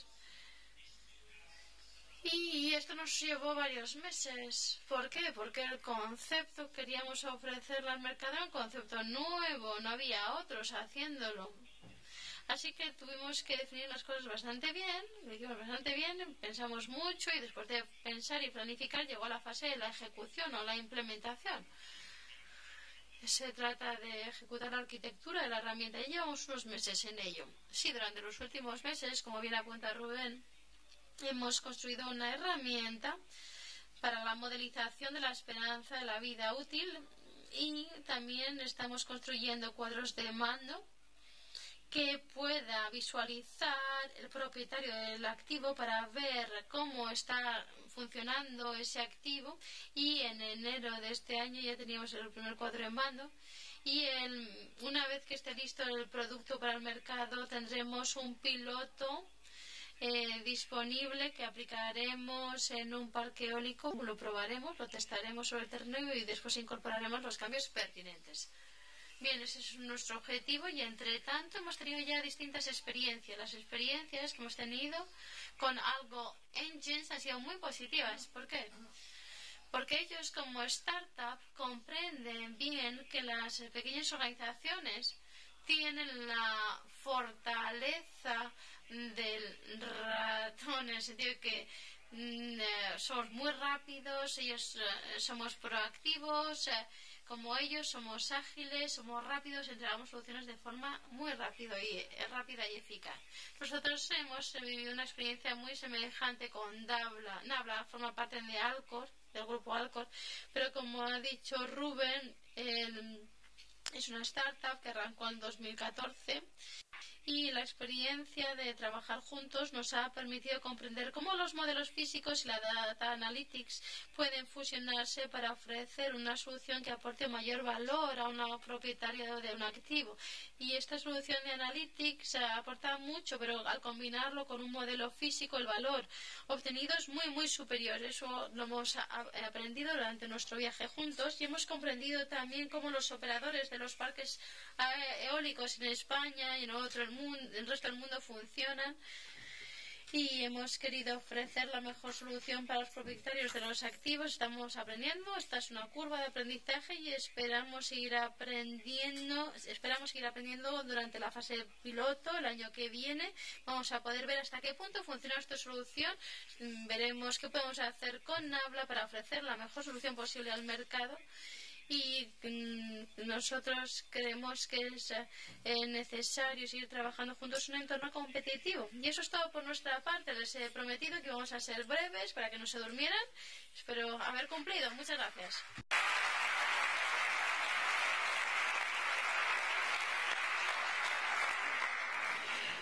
Thank you very much. Muchas gracias. Sí. Bueno, seguimos adelante. Les recuerdo, vamos a escuchar otros 2 casos más de este Bind 4.0 y después tendremos sobre este escenario a Javier Dieguez, director del Centro Vasco de Ciberseguridad. No, Javier, todavía no, tranquilo, nos quedan 2 casos más. Está con ganas, estamos todos con muchas ganas de hablar sobre este Centro de Ciberseguridad. Vamos con el tercer caso, como les decimos. En este caso, las empresas que se han encontrado han sido Euskaltel y la startup ha sido Decidata. Nos acompañan, no sé si están preparados ya, desde Euskaltel viene Jokin Unanue, él es el director de desarrollo de negocio, y en nombre de Decidata viene Gonzalo Artiach, que es partner de esta startup. El ámbito tecnológico en el que han trabajado es el Big Data y, como en los otros casos también, un titular. El proyecto que han trabajado ha consistido en la aplicación de técnicas del Big Data para la identificación de patrones de comportamiento en los clientes móviles de Euskaltel, a fin de optimizar sus inversiones en esta red. Les dejo pues con Jokin Unanue y Gonzalo Artiach. Bueno, arratsaldeon guztioi. Os sitúo un poquito en contexto de cuál era la situación en la que planteamos la colaboración a Decidata, el caso de negocio, vamos a decirlo así. Conocéis que el sector de las telecomunicaciones es un sector muy dinámico, donde captar un cliente cuesta bastante dinero y donde retenerlo es uno de los elementos fundamentales, la fidelización. Por eso históricamente se ha desarrollado el mundo del business intelligence, la gente que está haciendo patrones, evolución de clientes, sendas de vida, ¿no? Vamos a decirlo así, de estos clientes. Entonces, el tipo de información que se venía utilizando es información cuasi estática. Es la información de cosas como si el cliente dónde vive, qué tipología de productos tiene, qué consumos tiene, este tipo de cosas. Se nos metió un punto de presión en el momento en que la regulación planteó que cuando un cliente toma la decisión de marcharse, en menos de 12 horas ya tiene que haberse hecho la portabilidad a otro operador. Eso evitó que haya negociaciones que antiguamente en el mundo de las telecos se producían entre el operador y el cliente para quédese conmigo, etc. Y pasó a ser la anticipación el elemento clave del negocio. Eso ha hecho que se hagan un montón de analíticas para predecir el riesgo de que un cliente se marche. Este mundo lo venimos trabajando con tecnologías de business intelligence clásicas, data mining, y en paralelo, en el caso de Euskaltel, somos un operador de red, somos un operador de diferentes tipos de tecnologías, y de cara al mantenimiento preventivo, otro equipo de trabajo totalmente diferente, lo que venía haciendo es sensorizar la red, y en este caso con más de 500.000 sensores que hay en la red de Euskaltel, desde los equipos que se colocan en casa del cliente o en puntos de la red, y con herramientas de Big Data que tenemos, las utilizamos para nosotros mismos, pero también las ponemos a disposición de nuestros clientes para todas las plataformas nuevas de IoT del mundo de la industria 4.0, Machine Learning, etcétera, pues prestamos este servicio a nuestros clientes, muchos de ellos en una fase muy incipiente, muy inicial, y que quieren hacer pruebas pues con gente cercana, etcétera, pero lo utilizamos para nosotros mismos. Y nos está dando un resultado espectacular, que es la predicción de las averías con mucha anticipación. Entonces, ¿qué ocurría? Pensamos en un momento dado. Este tipo de cosas de Big Data, con cálculos en tiempo real, datos masivos, más de 350 gigas tramitados cada día que recibimos de más de 500.000 de sensores, ¿se puede combinar con la analítica clásica de negocio para ver si hay patrones comunes que nos lleven a predecir bajas combinando usos de este tipo de equipamiento y patrones de consumo? ¿Qué ocurría? Clientes, áreas de conocimiento muy, muy diferentes. Y lo que decidimos es, en vez de formar a una área, sacarla de su contexto habitual de trabajo, vamos a buscar ayuda afuera, gente que sepa de todo este tipo de tecnologías y que nos diga si hay caso o no hay caso para ver si hay soluciones. Así que colaboramos con Decidata. Gracias. Entonces, bueno, como ha explicado Koldo, lo que nos pidió Euskaltel era muy claro, si podíamos dotarles de un añadido de inteligencia y conocimiento a lo que ellos ya hacían para fidelizar mejor a los clientes, que al final es la clave de este tipo de negocios. Y entonces lo primero que hicimos es crear un equipo de trabajo multidisciplinar de personas tanto de Euskaltel como de Decidata, en el que había gente de sistemas, científicos de datos y de negocios, para ver todas las bases de datos y todo lo que se estaba ya utilizando y ver qué se le podía añadir. Y en este caso, como ha dicho Koldo, añadirle información sobre la infraestructura, la red y posibles fallos que hubiese habido en la red. Con todo esto, lo que hicimos es un algoritmo de Machine Learning como un desarrollo propio y nos ha permitido poder ver patrones que de otra manera no eran tan fáciles de ver y la influencia que tienen esos patrones en la satisfacción de un usuario y en el que vaya a seguir siendo un feliz cliente de Euskaltel. Los resultados al final lo que han sido es el ahorrar costes y esfuerzos, ya que la gran mayoría de los usuarios son usuarios que están satisfechos, con lo cual sería contraproducente hacer una acción con ellos, y saber de los pocos usuarios en los que hay que hacer acciones, cuáles han sido las posibles causas y el tipo de acción preventivo, como decía Koldo, que habría que hacer. ¿Qué pasó, yo? Sí, bueno, en cuanto a la colaboración, pues la verdad es que ha sido súper enriquecedor. La verdad es que hay casos en los que trabajas con grandes firmas, colaboradores, que te llevan un montón de tiempo, les explicas todo y después les explicas, una vez que has explicado todo, te devuelven lo que tú les has explicado en un PowerPoint. Este caso, pues para nada ha sido así, ha sido muy ágil en resolución. Se incorporan know-hows que igual a empresas más grandes nos cuesta más adquirir, por motivos organizativos, etcétera. Y un tema también muy importante, ¿no? Muchas veces en temas muy punteros no terminas de saber si toda una inversión en formación, en reorganización va a tener resultado. En este caso la verdad es que los resultados han venido muy rápido, el tipo de tecnología a utilizar ha quedado respaldada. A nosotros lo que nos ha abierto es desde luego querer seguir continuando en la apertura de la creación de un ecosistema de empresas que nos pueda dar pues estas visiones nuevas de una manera muy muy rápida y además muy importante, muy medible. O sea, todo este tipo de cosas rápidamente ves cuando una base de datos ha sido generada con un método clásico, consultas a todos estos clientes y la tasa de riesgo que tenía este cliente es menor que otra base de datos que Decidata te pasa y te dice creemos que de acuerdo a estos patrones y a los algoritmos que hemos desarrollado hay mucho más riesgo en esta base de datos y se demuestra que es cierto, eso es evidente y eso se traduce inmediatamente en resultados económicos. O sea que la colaboración estupenda, el resultado encantados. Sí, muchas gracias.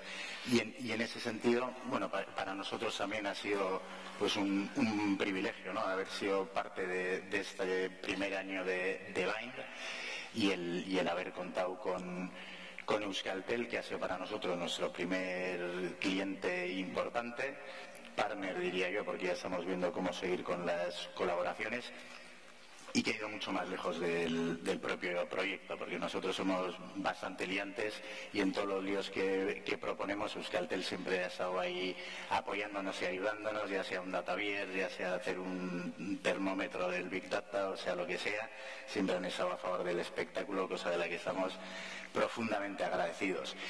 Y bueno, pues el programa Bain yo creo que es un claro éxito de colaboración público-privada. En nuestro caso nos ha dado acceso, aparte de contar con un gran cliente como es Euskaltel, de acceder a los mejores mentores, las mejores formaciones, visitas a las diferentes empresas tractorias, y ha sido una auténtica gozada y siempre muy bien dinamizado por todo el equipo del Bain, al que estamos tremendamente agradecidos, porque han sido unos meses muy, muy intensos y en los que nos han mimado muchísimo.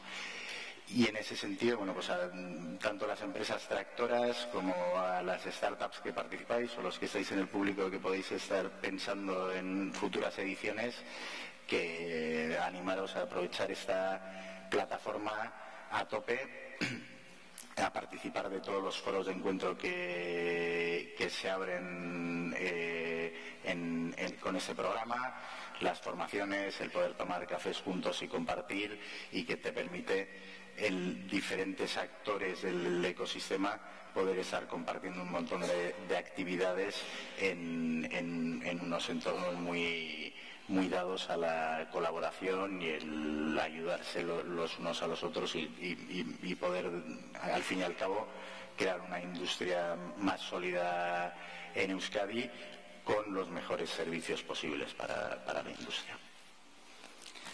Así que... Pues nada, eskerrik asko.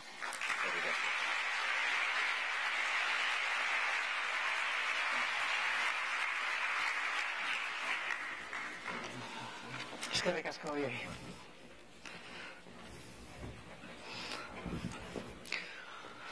Bueno, nos queda el último caso. Están poniéndoles los micrófonos a las dos personas que nos van a acompañar. Van a ser la empresa Trenasa, correspondiente al grupo CAF, y va a estar también aquí la empresa Biartec, que es la startup que ha acompañado en este proyecto al grupo CAF. Yo ya saben que siempre voy un poquito adelantada de lo que va a suceder. Saben que no nos queda nada para terminar aquí, pero les voy a hacer una invitación. Les voy a invitar a que después del congreso, si les apetece, tomar una cerveza. No invito yo, habrá que pagarla allí, pero se organizan una vez al mes encuentros de 4.0 en Tabacalera, Conecta 4.0, así que les invito de aquí, si les apetece un paseíto, a Tabacalera a tomar esa cervecita y poder seguir compartiendo, poder seguir trabajando este networking. Bueno, vamos allá. Trenasa, Grupo CAF, nos acompaña Luis Fernández, y por Biartec viene Pedro Muñoz, que es cofundador y CTO. ¿Vale? Vaya, aquí están. Bueno, el ámbito tecnológico en el que han trabajado es la realidad virtual, y el proyecto realizado junto al grupo CAF ha estado enmarcado en el ámbito de la formación y entrenamiento del personal, utilizando tecnologías de realidad virtual. Cuando queréis. Buenas tardes. Muchas gracias por estar aquí y no en otro sitio a estas horas, y aguantar lo que estamos aquí transmitiendo. Soy Luis Fernández, responsable de la planta de Trenasa. Es una filial del grupo CAF. Hacemos básicamente lo mismo, pero muy pequeñito. Somos como 100 veces más pequeños. Pero bueno, también fabricamos trenes y todo el tema de auxiliares, componentes para el sector ferroviario.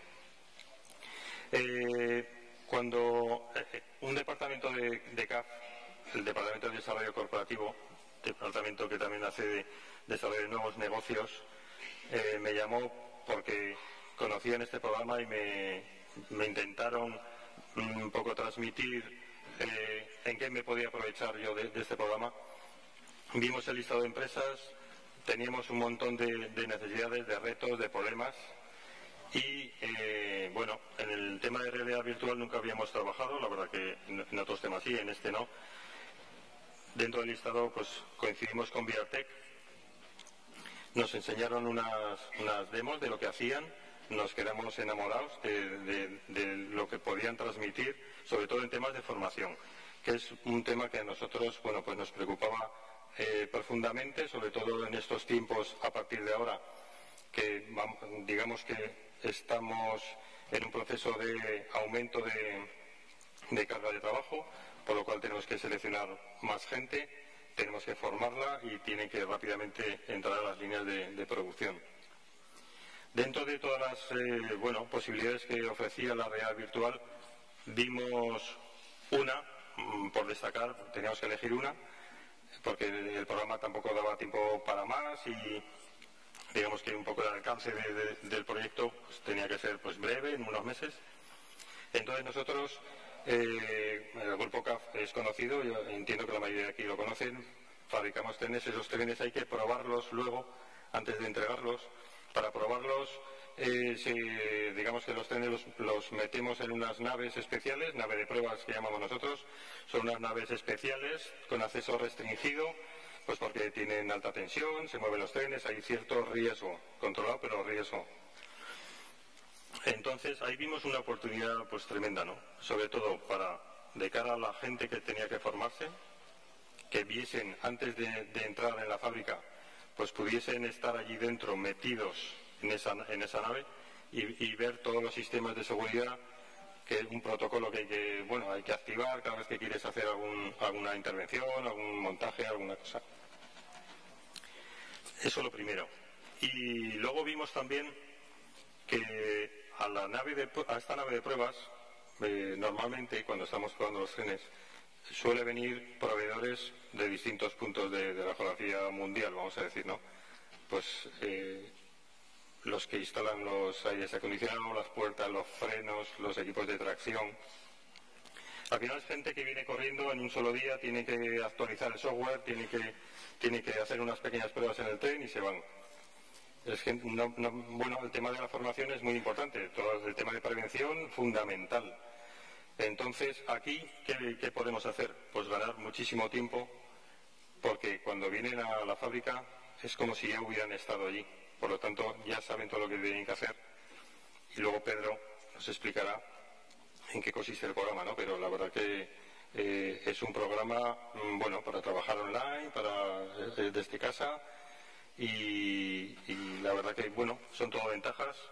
Cuando nos estuvieron enseñando las pruebas de lo que iban haciendo, pues la verdad que estábamos alucinando, es que parecía que estábamos de verdad dentro de la nave, ¿no? Y bueno, sin más, casi te voy a dejar que expliques. Hola, buenas tardes. Pues sí, como ha comentado Luis, al final, bueno, lo que nosotros a la hora de pensar en una solución, pues nos fijamos en la pirámide de aprendizaje. En esta pirámide vemos que los métodos tradicionales, como son leer, oír o ver, al final tienen un nivel de retención en la gente pues bastante bajo, como vemos ahí del 10, 20, 30%. Sin embargo, ahí vemos remarcado la parte azul, que es un 80% de lo que hacemos, que al final esto es uno de los mantras de la realidad virtual. Entonces ahí es donde entramos nosotros. Nosotros, VRTech, somos expertos en realidad virtual y la solución que propusimos pues fue virtualizar tanto las instalaciones en este caso de Trenasa, como el procedimiento a llevar a cabo dentro de estas instalaciones. Y pues todo esto convergió pues en una plataforma para formación de trabajadores, una plataforma virtual.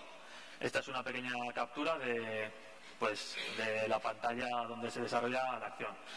Es la nave de pruebas de tal cual está en Castellón, en Trenasa.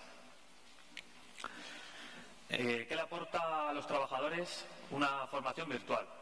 Pues bueno, al final los trabajadores pueden practicar como si estuviesen en la misma nave de pruebas, pueden practicar todas las veces que quieran. ¿Qué se consigue con esto? Pues una familiarización con el entorno y con el procedimiento de trabajo. Todo esto antes de incorporarse pues al puesto real. ¿Qué ¿Qué más tiene? Pues el trabajador va aprendiendo a medida que avanza en la aplicación, va aprendiendo de una forma pues bastante cómoda y bastante divertida. Esto se consigue unos niveles de retención y de asimilación mucho mayores que con las prácticas, bueno, pues si te dan en papel o si te lo están explicando. Y otra ventaja es que todo queda registrado, de modo que pues luego la persona encargada puede revisar todo lo que han hecho los trabajadores y de este modo se puede ver dónde han fallado o dónde lo han hecho mejor y se puede corregir, se puede antes, como medida preventiva, puede corregir esos fallos. ¿Con esto qué se consigue? Pues al final una reducción de errores a la hora de realizar tu trabajo, lo que conlleva un aumento en la productividad. El estado actual del proyecto. Bueno, ahora os voy a poner un vídeo para que veáis un poco, os hagáis una idea de lo que es la simulación, de lo que van a ver los trabajadores. Cada trabajador se va a loguear, pues al final, para tener constancia de todo lo que ha hecho. Y aquí pues, te aparece un menú inicial donde se recogen todos los puntos del procedimiento de seguridad que hay que llevar dentro de la nave de pruebas. Hay una parte guiada, te va diciendo pues el procedimiento que tienes que hacer y tú tienes que hacerlo tal cual lo vas a tener que hacer cuando te presentes físicamente en tu puesto de trabajo. O sea, en este caso te está diciendo pues que tienes que bloquear la tensión encatenaria, por ejemplo, es un procedimiento súper importante y esto tiene una serie de pasos, entonces al usuario se le plantea y se le está diciendo todos los pasos que tiene que hacer y él los tiene que hacer como si estuviese en la misma planta. Al final es eso, es pues que se vaya acostumbrando, que se vaya habituando a lo que es el procedimiento para cuando de verdad se tenga que enfrentar a él, pues bueno, ya tenga unas nociones, ya sepa un poco pues qué es lo que tiene que hacer y eso, intentar reducir los errores al mínimo posible.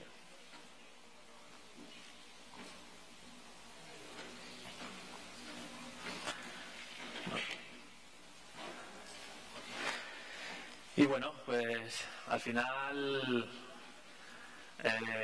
pues qué ventajas tiene para nosotros el haber podido trabajar pues con una empresa, en este caso pues tan grande pues como CAF.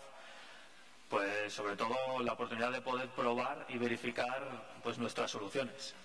O sea, al final tienes algo demostrador, pero bueno, realmente cuando ves si funciona o no es pues cuando lo pruebas con eso, una empresa de gran entidad. Al final también podemos conocer más de cerca cómo funcionan estas empresas tan grandes, que de entrada parece que pues como que da miedo, ¿no? Pero bueno, así te vas habituando a su comportamiento, sabes, tratamos con ellos, al final son personas que nos pusimos en contacto con Luis, que... Sí. Pero bueno, no son todo ventajas, que las grandes, como ya hemos oído antes, pues vamos a otras velocidades, otros ritmos, es cierto, tenemos que acostumbrarnos porque todos hemos empezado pues con muchas ganas de hacer cosas y ahora lo tenemos en mente, lo que nos gustaría hacer, pero es cierto que viene una empresa, una startup como esta, es una startup pequeña de 2 personas, de David y de Pedro, donde, claro, que hay que darlos de alta como proveedores, que tiene que pasar unos requisitos, que quiero decir que al final las empresas grandes también tienen sus mecanismos de control y de burocracia que al final ralentiza un poco la experiencia, ¿no? Pero nos viene bien quejarnos de cuando vemos esto, porque intentamos también agilizar, porque en vez de nosotros como clientes, en vez de perseguirles a ellos qué pasa con mi aplicación, donde son ellos los que me persiguen a mí, diciéndome, oye, que me tenías que haber mandado estos datos y no puedo seguir en ese plan, ¿no? Entonces ahí reconozco que a veces pues las grandes fallamos un poquito y bueno, lo reconocemos e intentamos mejorar también, nos sirve. Sí, bueno, y nada, nosotros al final encantados, ¿no? Sí que, por lo que dice, ¿no? Nuestros tiempos de respuesta sí que son mucho más rápidos. Al final, una decisión llega a mí, lo discuto con mi compañero y ya está, y tomamos una decisión al momento casi. Sí. Pero bueno, nos saltamos toda la burocracia, ¿no? Que al final sí que es necesario que tengan pues, las grandes empresas, ¿no? Pero bueno, nosotros encantados de poder trabajar con una empresa como CAF. Al final eso es un demostrador que al final te genera mucha credibilidad, ¿no? Cuando pues dentro del mismo propio grupo CAF que vas a otras empresas o con otras empresas que bueno dicen, ostras, estos han trabajado con CAF, pues bueno, será que algo hacen bien. Así que en ese aspecto nosotros... Muy bien. Y para nosotros también es una manera de testar nuevas tecnologías, de ver qué hay en el mercado. La verdad que, bueno, con este programa estamos encantados y vamos a seguir con ello. Pues nada más, ¿no? Sí. Nada, muchas gracias por vuestro tiempo. Gracias.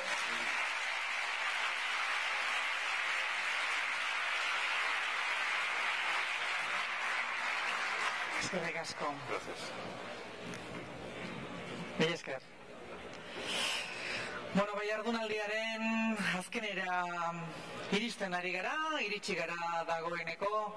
Azkeneko piezatxo bat geratzen zaigu jardunaldi osoko puzle hau osatzeko. Cibersegurtasunari buruzkoa da.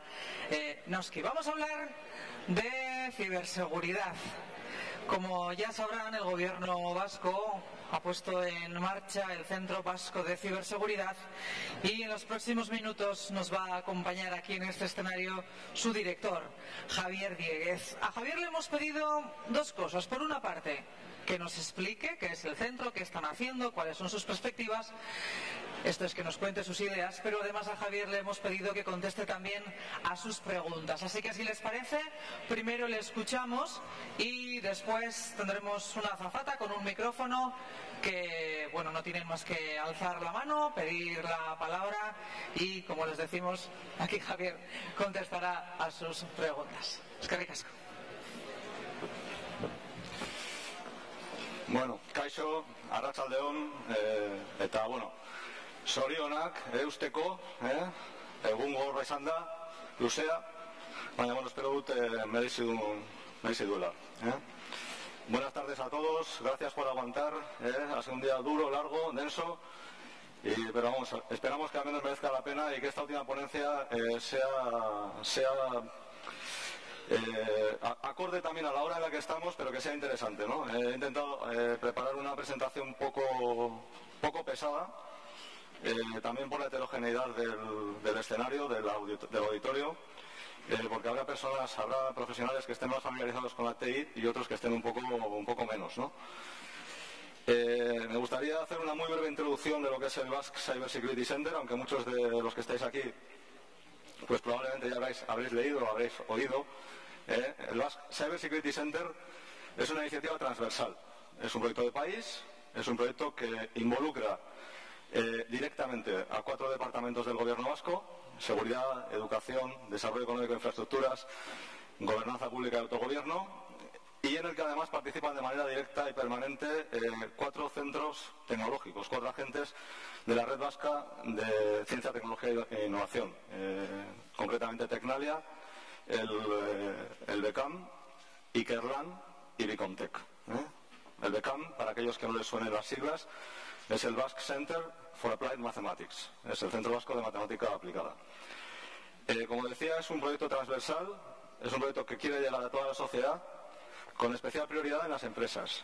Nacemos en la SPRI no por casualidad, se quiere dar especial protagonismo a la industria, tanto desde un punto de vista de la oferta de servicios de ciberseguridad como desde un punto de vista de los demandantes de esos servicios, de la propia industria, en este caso de la industria de fabricación avanzada, con 2 objetivos. El primero de ellos es que se eleve el nivel de madurez de las protecciones de las infraestructuras de estas empresas y además que se permita el desarrollo de proyectos conjuntos, como hemos estado viendo aquí, que doten de cierto valor a esos otros componentes que se venden después en los mercados, ¿no?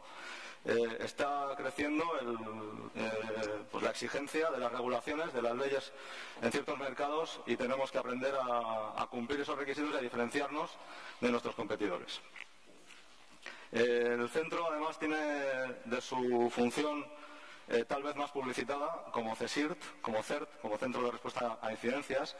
Tiene una segunda función que trata de, como digo, de dinamizar la economía, en el emprendimiento, en la investigación, etcétera. Y como parte de ese trabajo, pues hay uno de los nodos que habéis visto en una de las charlas anteriores, cuando se hablaba del Digital Innovation Hub, que es el de ciberseguridad, ¿no? El año que viene estará en marcha. ¿Qué más? Educación. Bueno, esta mañana estábamos en la mesa, entre otros, con Jorge Arévalo. Jorge Arévalo también forma parte del comité y bueno, estamos trabajando también para que de una manera estructural los programas académicos vayan generando profesionales que tengan cierta sensibilidad con la ciberseguridad, pero también ciudadanos que, aunque no se dediquen profesionalmente a esto, estén mejor preparados para trabajar con dispositivos digitales o en entorno digital, ¿no? Y básicamente esto y la colaboración con el Chancha, como decía esta mañana en la mesa, ¿no?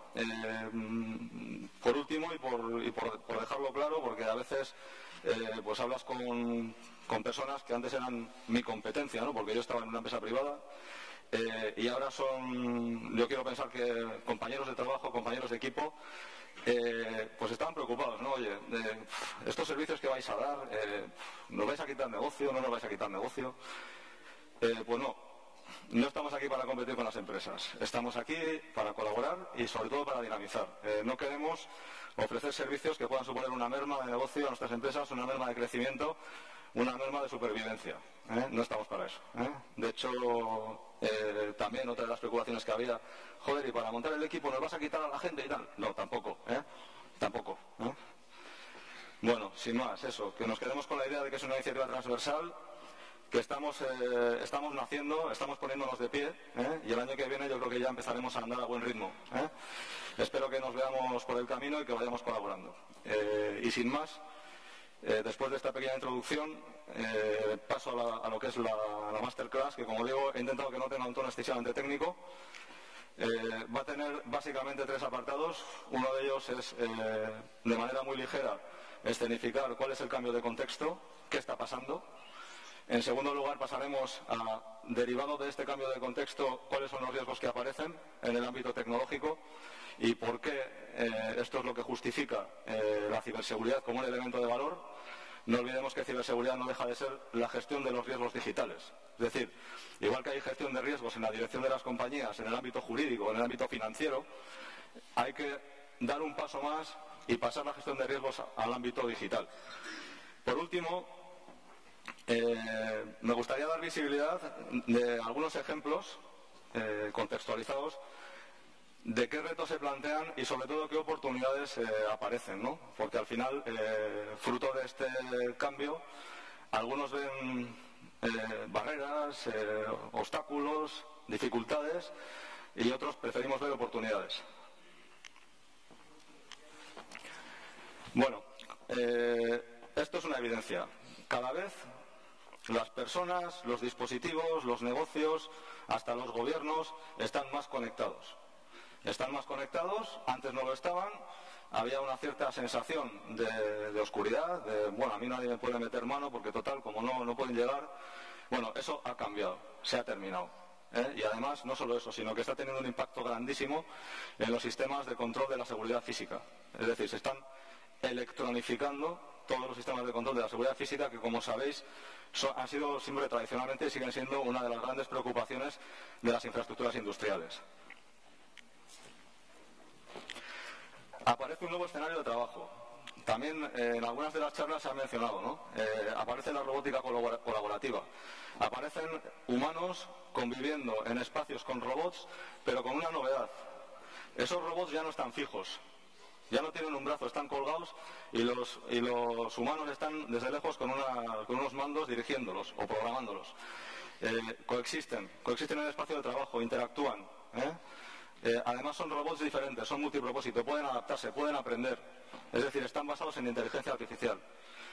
Todo esto veremos después que lleva a nuevos modelos de negocio que hay que proteger. Ha cambiado la manera de ofrecer y de consumir la tecnología. Hemos pasado a esa palabra que a mí tampoco me gusta, pero que bueno, que la voy a decir porque se entiende mejor, que es la servitización de la tecnología. Ya todo es as a service, todo está en la nube. Esto presenta una serie de dificultades, como decía antes, pero también una serie de oportunidades. Ha rebajado sensiblemente los costes de algunas de las protecciones, principalmente frente a los vectores de ataque más habituales. Estamos hablando del filtrado de correo, de la navegación saliente o de los portales de aplicaciones publicados hacia nuestros clientes, colaboradores, etcétera, ¿no? Por tanto, y como consecuencia de todo ello, la información pues pasa a ser el elemento central. La información se dice que es la materia prima del futuro. Oímos hablar del Big Data, oímos hablar de la analítica, pero efectivamente la información pasa a ser un activo muy importante. Tenemos que protegerla no solamente tal vez en el ámbito que más nos puede sonar, ¿no? Que como personas, como ciudadanos, que es el ámbito de la privacidad, de la confidencialidad, ¿no? Tenemos que preservar también otro tipo de dimensiones de la información. Tenemos que preservar en muchos casos la integridad. La integridad es la corrección y la completitud de la información, que es un aspecto fundamental e importantísimo, sobre todo cuando hablamos de la monitorización de plantas de fabricación. Que las alertas tengan de las alertas del SCADA, del HMI, tengan una fiabilidad sobre lo que está pasando en planta es fundamental. Por lo tanto, los controles de integridad, como digo, cobran una especial relevancia, ¿no? La autenticidad. Hay, como digo, una serie de dimensiones de la ciberseguridad, porque esto no es algo monolítico, no es algo tan excesivamente homogéneo o concreto como se tiende a pensar, sino que es un campo de trabajo muy heterogéneo y muy transversal. Y por último, no es un riesgo, es una amenaza. El concepto romántico del hacker, que lo hacía por notoriedad, por luego ir y presumir de ello con sus amigos y tal, eso no existe. Se ha terminado. Se ha terminado. La actividad de ciberataque es profesional. Los motivos más habituales son crimen organizado, beneficio económico, claramente, influencia geopolítica o activismo por alguna causa social. Son los tres casos más habituales, más dramáticos. Y en el caso concreto de la parte de los dos primeros, de la geopolítica y el crimen organizado, estamos hablando siempre de organizaciones muy bien preparadas, muy potentemente financiadas y con unas capacidades tremendas, ¿no? Entonces, la gente pues se queda con el WannaCry, con lo que sale en los medios y tal. El problema no son los ataques que todo el mundo se da cuenta de que han pasado. El problema son aquellos que siguen pasando sin que nadie los detecte. Como digo, ataque profesional con un objetivo generalmente lucrativo o de influencia. Se acabó el romanticismo con este tema. ¿Qué nuevos riesgos o qué riesgos podemos identificar como los más relevantes dentro de lo que es el ámbito industrial, ¿no? El ámbito industrial tiene un perímetro complejo, un perímetro heterogéneo. Por un lado, tiene tangencia con lo que no es Operational Technologies, la red industrial, la red de campo, la red de control. Tiene una tangencia con lo que es la red de TI, la TI corporativa, los sistemas de compras, los sistemas ERP en general, los que todos conocemos, ¿no? De toda la vida. Ahí tiene un perímetro. Tenemos que ser capaces de entender que son ámbitos diferentes, con problemáticas diferentes, con criticidades diferentes y de naturaleza diferente. Y por lo tanto tenemos que entender cómo hay que separarlas. Y además, otro de los aspectos importantes dentro de lo que es la operación industrial es el perímetro con aquellos proveedores que nos dan mantenimiento. Es muy habitual que cuando se monta una planta de fabricación del tipo que sea, nos venga el Siemens de turno, el Honeywell de turno o ABB, que ha estado haciendo la ponencia antes, ¿no? Y nos diga, oye, mira, que mi planta se monta así y nadie la toca porque si no te quedas sin mantenimiento. Entonces, ese te quedas sin mantenimiento lo que nos lleva es a hacer el mantenimiento con ese fabricante. Y eso lo que nos lleva es a dotarle de conexiones remotas para que en determinados momentos pueda diagnosticar, pueda remediar o pueda hacer lo que sea. Ese perímetro también hay que vigilarlo. No nos olvidemos que, aparte de que sea un fabricante con contrato, detrás de eso hay empleados que pueden estar más o menos contentos o que pueden tener unos u otros intereses.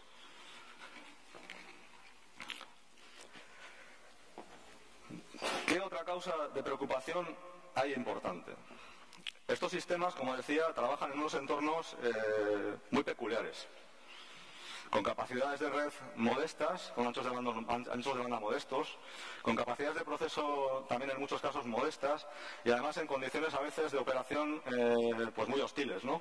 Con temperaturas, vibraciones, ruido electromagnético, etcétera. Entonces, si encima a todo esto que está funcionando, que a veces tiene que funcionar en tiempo real, le metemos ciberseguridad, estamos metiendo posiblemente unos retardos, unas latencias en determinados pasos de la comunicación que puede derivar en que aquello deje de funcionar o que no funcione al nivel que la dirección de la compañía espera. Entonces, es importante tener una expectativa clara de cuáles son los indicadores de rendimiento del negocio, los KPIs, y cómo se pueden ver afectados por la ciberseguridad. Esto, al menos en la experiencia que yo he tenido, inicialmente es una causa de nerviosismo importante, pero después con esfuerzo y con algún dolor de cabeza que otro, lo que se acaba descubriendo es que al introducir estas modificaciones en los dispositivos, en dotarlos de ciberseguridad, lo que suele llevar al fabricante del dispositivo es a revisar el diseño de los estados del autómata. Ese diseño de cómo se funciona, cómo evalúa las señales, cómo reacciona, ¿no? En ese diseño lo que se encuentra son pues, el producto de un mantenimiento que ha podido durar años, que ha ido poniendo pues, cosa sobre cosa, que a lo mejor no está excesivamente optimizado. Entonces, fruto de ese análisis, de esa revisión, el excesivo o el exceso de overhead que mete la ciberseguridad se suele compensar en mayor o menor medida, a veces casi totalmente, con esa revisión y optimización de los estados. Yo en este campo sí que os animo a que con prudencia seáis valientes, ¿no? Y bueno, proliferación de dispositivos embebidos, además con múltiples niveles de embebimiento. O sea, al final los dispositivos que tenemos en cualquier ámbito industrial, no solamente de la fábrica que podemos pensar, sino un ascensor o un coche, o etcétera, son como un montón de capas de cebolla y dentro pues, van componentes y componentes y componentes y componentes, ¿no? Que tienen que funcionar juntos, que proceden de lugares muy diferentes y que además muchas veces cuando le metes el toque de la ciberseguridad resulta que claro, tú haces una implementación pues al uso, ¿no? Dices, bueno, ¿cuál es mi marco de referencia? Mi marco de referencia es este. Vale, pues entonces hago una implementación, yo que soy un fabricante, interpreto ese estándar y lo implemento.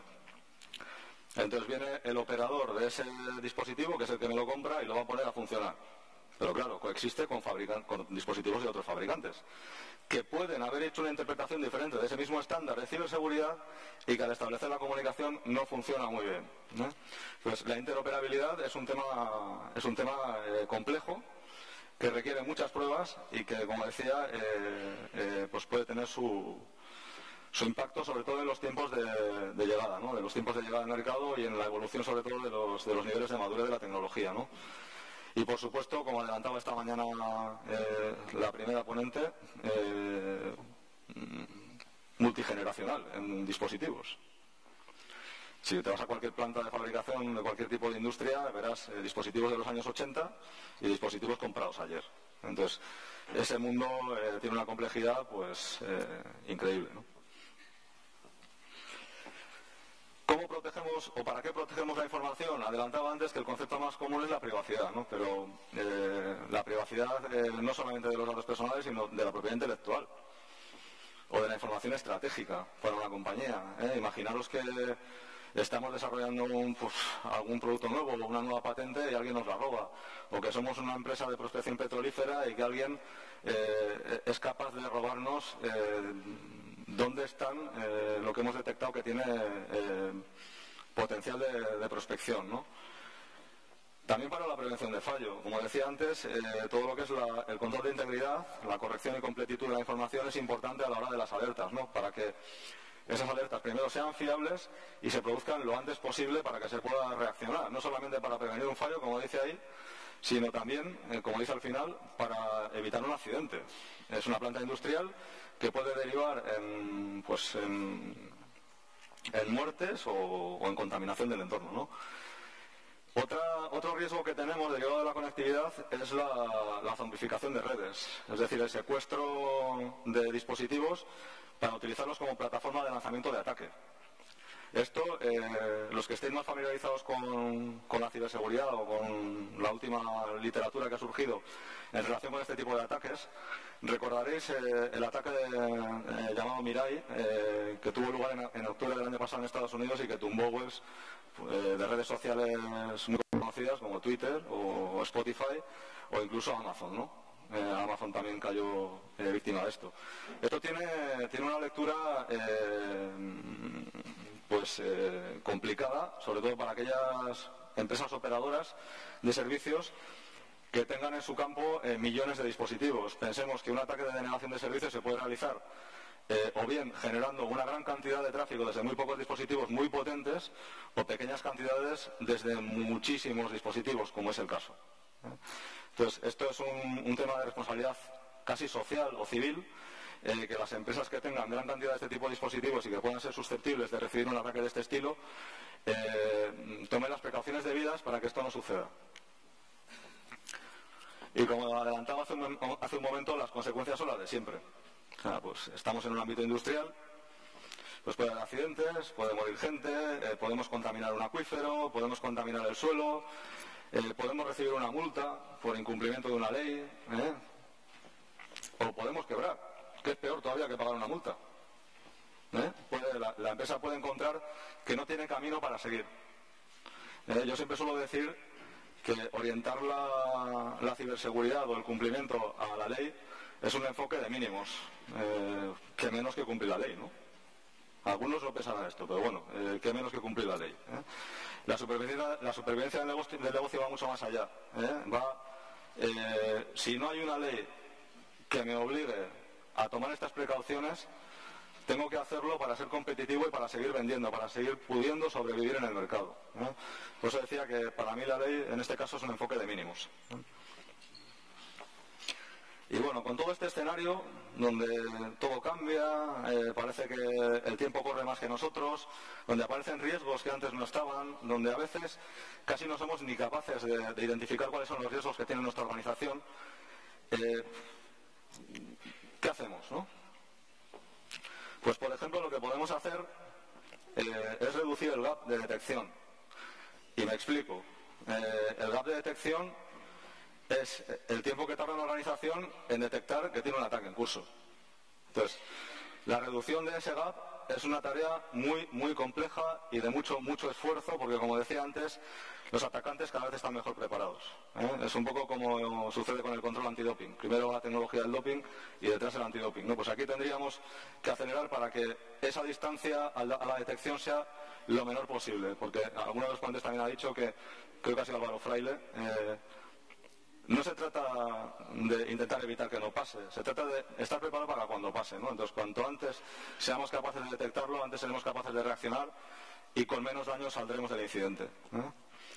Y bueno, tenemos que prepararnos para el futuro. Acabamos de vivir en el último mes dos vulnerabilidades de dos cosas que pensábamos que eran seguras, ¿no? Pensábamos que el WPA2, el protocolo de redes inalámbricas, de cifrado de redes inalámbricas, era seguro, resulta que ahora es vulnerable, y pensábamos que los certificados de 512 bits de Infineon pues también eran seguros, pues ahora son vulnerables. Y mañana habrá otra, pasado mañana otra, y esto no va a parar, no va a parar. Lo que hoy consideramos seguro, mañana va a ser vulnerable. Tenemos que prepararnos. Tenemos que prepararnos además para darle un enfoque transversal a la ciberseguridad. Como decía antes, tenemos que evitar el enfoque de silo. No podemos pensar en la ciberseguridad de la TI corporativa por un lado, la de la OT por otro lado y en un tercer sitio la seguridad física. No, tiene que ser un enfoque transversal con visión global e integrada. Si conseguimos eso, o lo más que nos acerquemos, estaremos avanzando, como decía, hacia el futuro. ¿Qué otra oportunidad nos surge? Relacionado con la complejidad de los perímetros, pues nos surge una oportunidad para diagnosticar nuestro perímetro. Primero, vamos a identificar cuál es nuestra superficie de ataque, por dónde nos pueden meter mano, y después pues vamos a ver qué acciones tenemos que hacer para reducir esa superficie de ataque, ¿no? Esto pasa por un diagnóstico, claramente, un diagnóstico de vulnerabilidad, de cuál es mi estado. Pasa también por tener claro cuál es el riesgo aceptable por la organización. Es decir, el diagnóstico sería el quién soy, el riesgo aceptable sería quién quiero ser, y lo que hay por el medio es un camino, ¿no? Hay un plan de gestión de riesgo, un plan de ejecución de acciones de ciberseguridad que nos va llevando por un camino desde donde estoy hoy hasta donde quiero estar. Las personas. Nos da una oportunidad para evolucionar a las personas en su ámbito digital, sus capacidades. Como decía, no todas las amenazas son tecnológicas, ¿eh? Las amenazas o las vulnerabilidades se pueden proceder de diferentes aspectos. Pueden proceder de la tecnología, pero pueden proceder de la capacitación o de la sensibilidad de las personas, de su entendimiento de lo que es un riesgo digital, y puede proceder de procesos de producción mal diseñados, ¿eh? Procesos, entendiendo como un proceso todos los atributos que van alrededor. Entradas, salidas, es decir, información y comunicación entre procesos, que puede ser por medios tecnológicos o de persona a persona. Entonces, como decía, no todas las amenazas son tecnológicas, y lo que tenemos que encontrar es la manera de que los trabajadores de hoy, en algunos casos tal vez menos familiarizados con los términos tecnológicos o con el entorno tecnológico de la tecnología de la información, porque tecnologías hay de muchos tipos, sean capaces de adaptarse a sus puestos, y no solo eso, sino que además los futuros trabajadores vengan cada vez mejor preparados, ¿no? Nuevos modelos de negocio.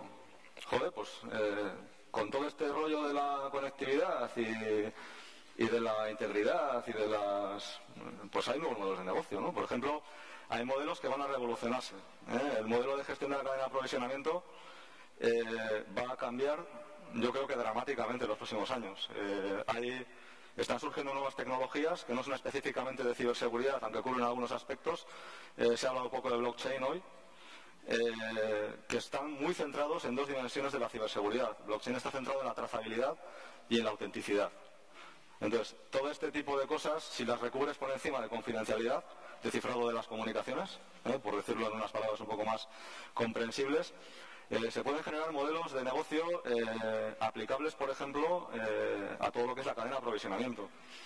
Imaginemos el ejemplo que hacía esta mañana la ponente que ha abierto el evento, Christine, decía pues que, joder, que las cadenas de aprovisionamiento porque son complejas, ¿no? Porque vienen de todo el mundo. Entonces, si conseguimos ejecutar una trazabilidad que nos garantice, que nos dé confianza sobre de dónde viene, por qué pasos ha pasado, quién lo ha tocado, etcétera, etcétera, al final lo que conseguimos es una confianza en esa cadena de aprovisionamiento. Aquí estaba el ejemplo que estaba haciendo Christine, se basaba en un iPhone, ¿no? Pero pensemos, por ejemplo, en la cadena que sigue lo que comemos, ¿no? La carne, por ejemplo, ¿no? O los cereales.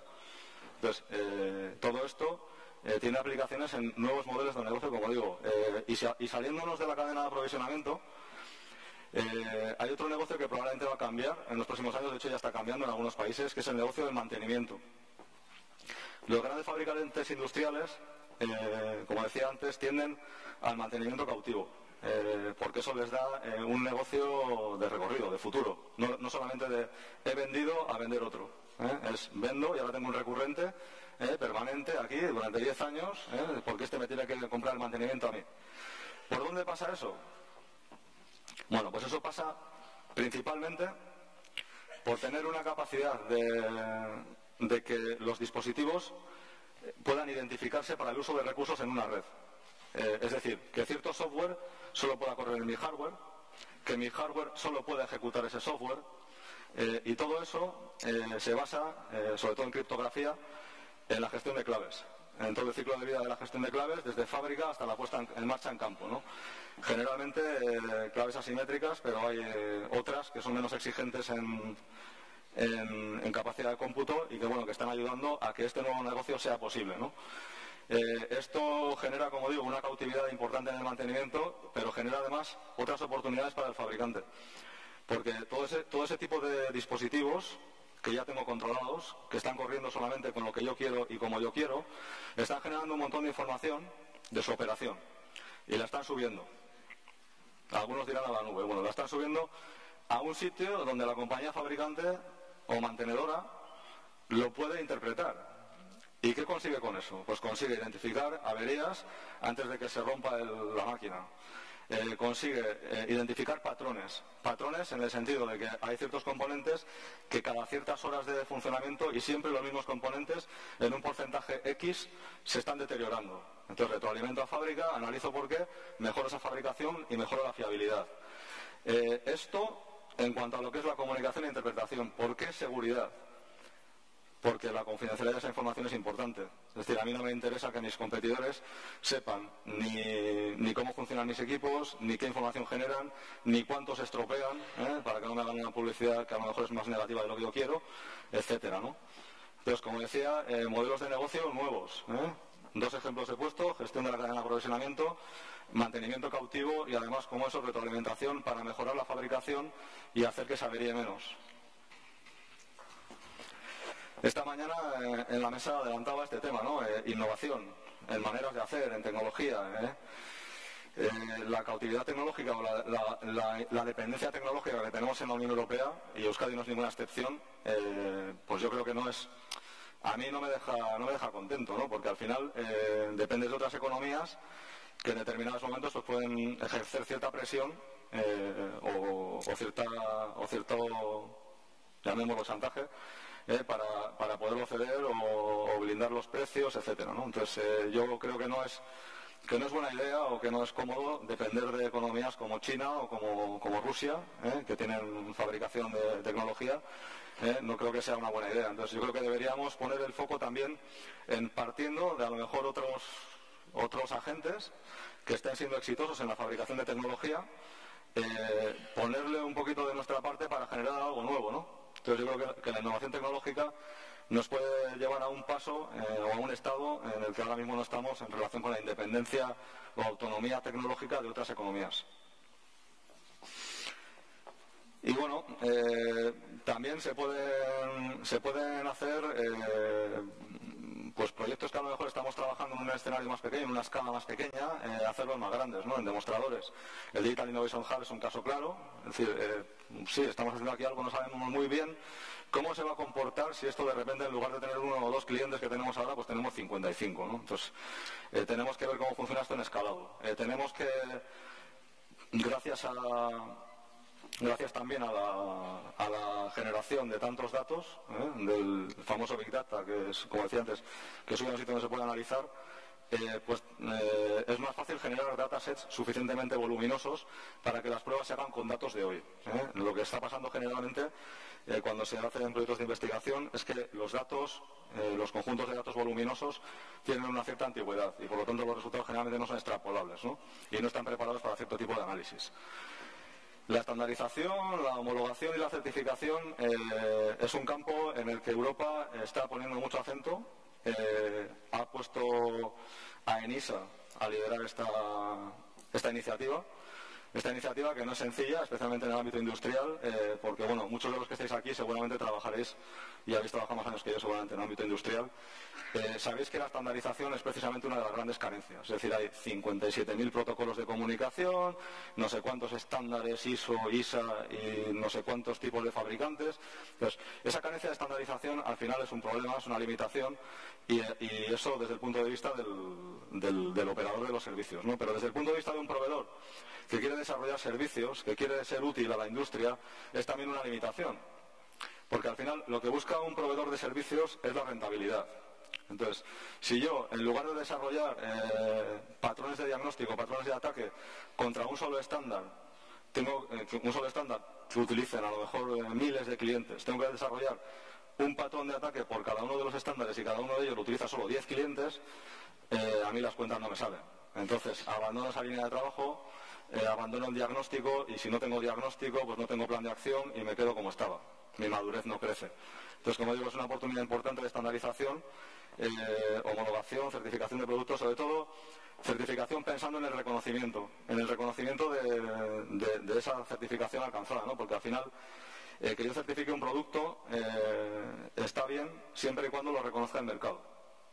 Y el mercado internacional, es decir, yo si me planteo fabricar contadores de agua, hombre, mi mercado objetivo no va a ser Euskadi, mi mercado objetivo debería ser el mundo mundial, porque si no, pues vaya fabricante, ¿no? Que va a vender solamente 2 o 3 millones de contadores y ya se ha acabado, ¿no? no está ahí. Entonces el certificado que se alcance tiene que ser reconocible, tiene que ser algo que me permita romper barreras de mercado. Y eso es complejo, como decía, ENISA lo está liderando y va despacio, va despacio, además tienen sus pequeños rifirrafes en la web. Y bueno, hasta aquí lo que yo quería comentar. Tenía media hora, creo que he utilizado un poquito más, porque también quería dejar un pequeño espacio para preguntas. Y me gustaría, antes de iniciar el turno de preguntas, me gustaría sobre todo dejar claro lo que decía esta mañana, ¿no? Queremos que nos vean como un punto de encuentro, como alguien de confianza, como alguien con quien se puede colaborar. Y yo aquí, bueno, veo Basque Industry 4.0, Basque Cyber Security Center. A mí lo que me gustaría ver es un Basque Team, Basque Team, entre todos, los centros tecnológicos, las empresas, el gobierno, que todos seamos capaces de entender que alineamos nuestros esfuerzos en ciberseguridad, y es el gran cometido el gran reto que tiene el Centro Vasco de Ciberseguridad, o alineamos nuestros objetivos o somos pequeños y seguramente habrá otros más grandes que nos vayan a pasar por encima, ¿no? Y nada más, esto era lo que quería contaros. Ahora, si alguien quiere hacer alguna pregunta, muchas gracias por vuestra atención y muchas gracias por aguantar.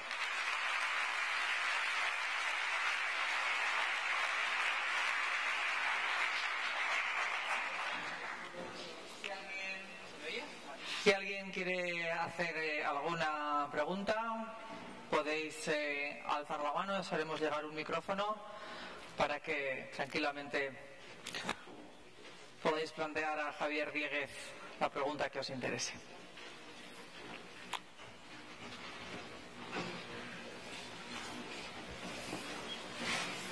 Si no se anima nadie, me arranco yo, pero... Bueno, Javier, la primera pregunta la voy a hacer yo entonces. Venga, adelante.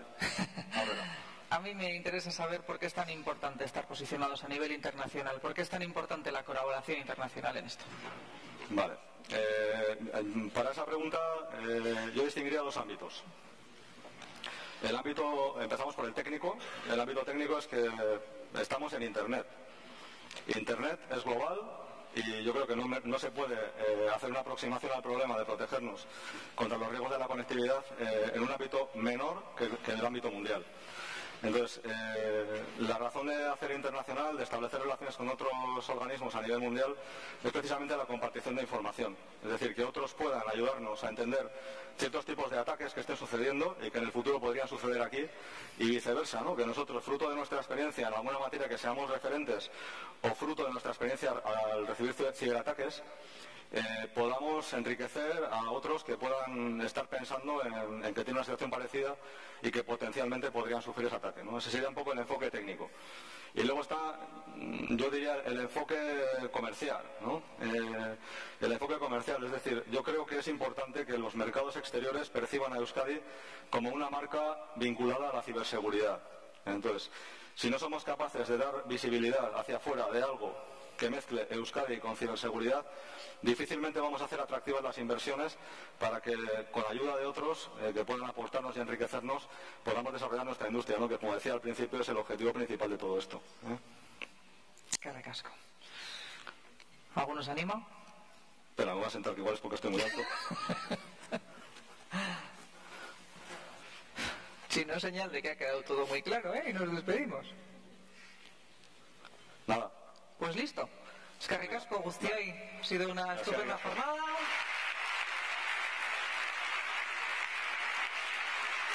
Nos vemos el año que viene en el Basque Industry 4.0. Eskerrik asko guztioi. Mila esker.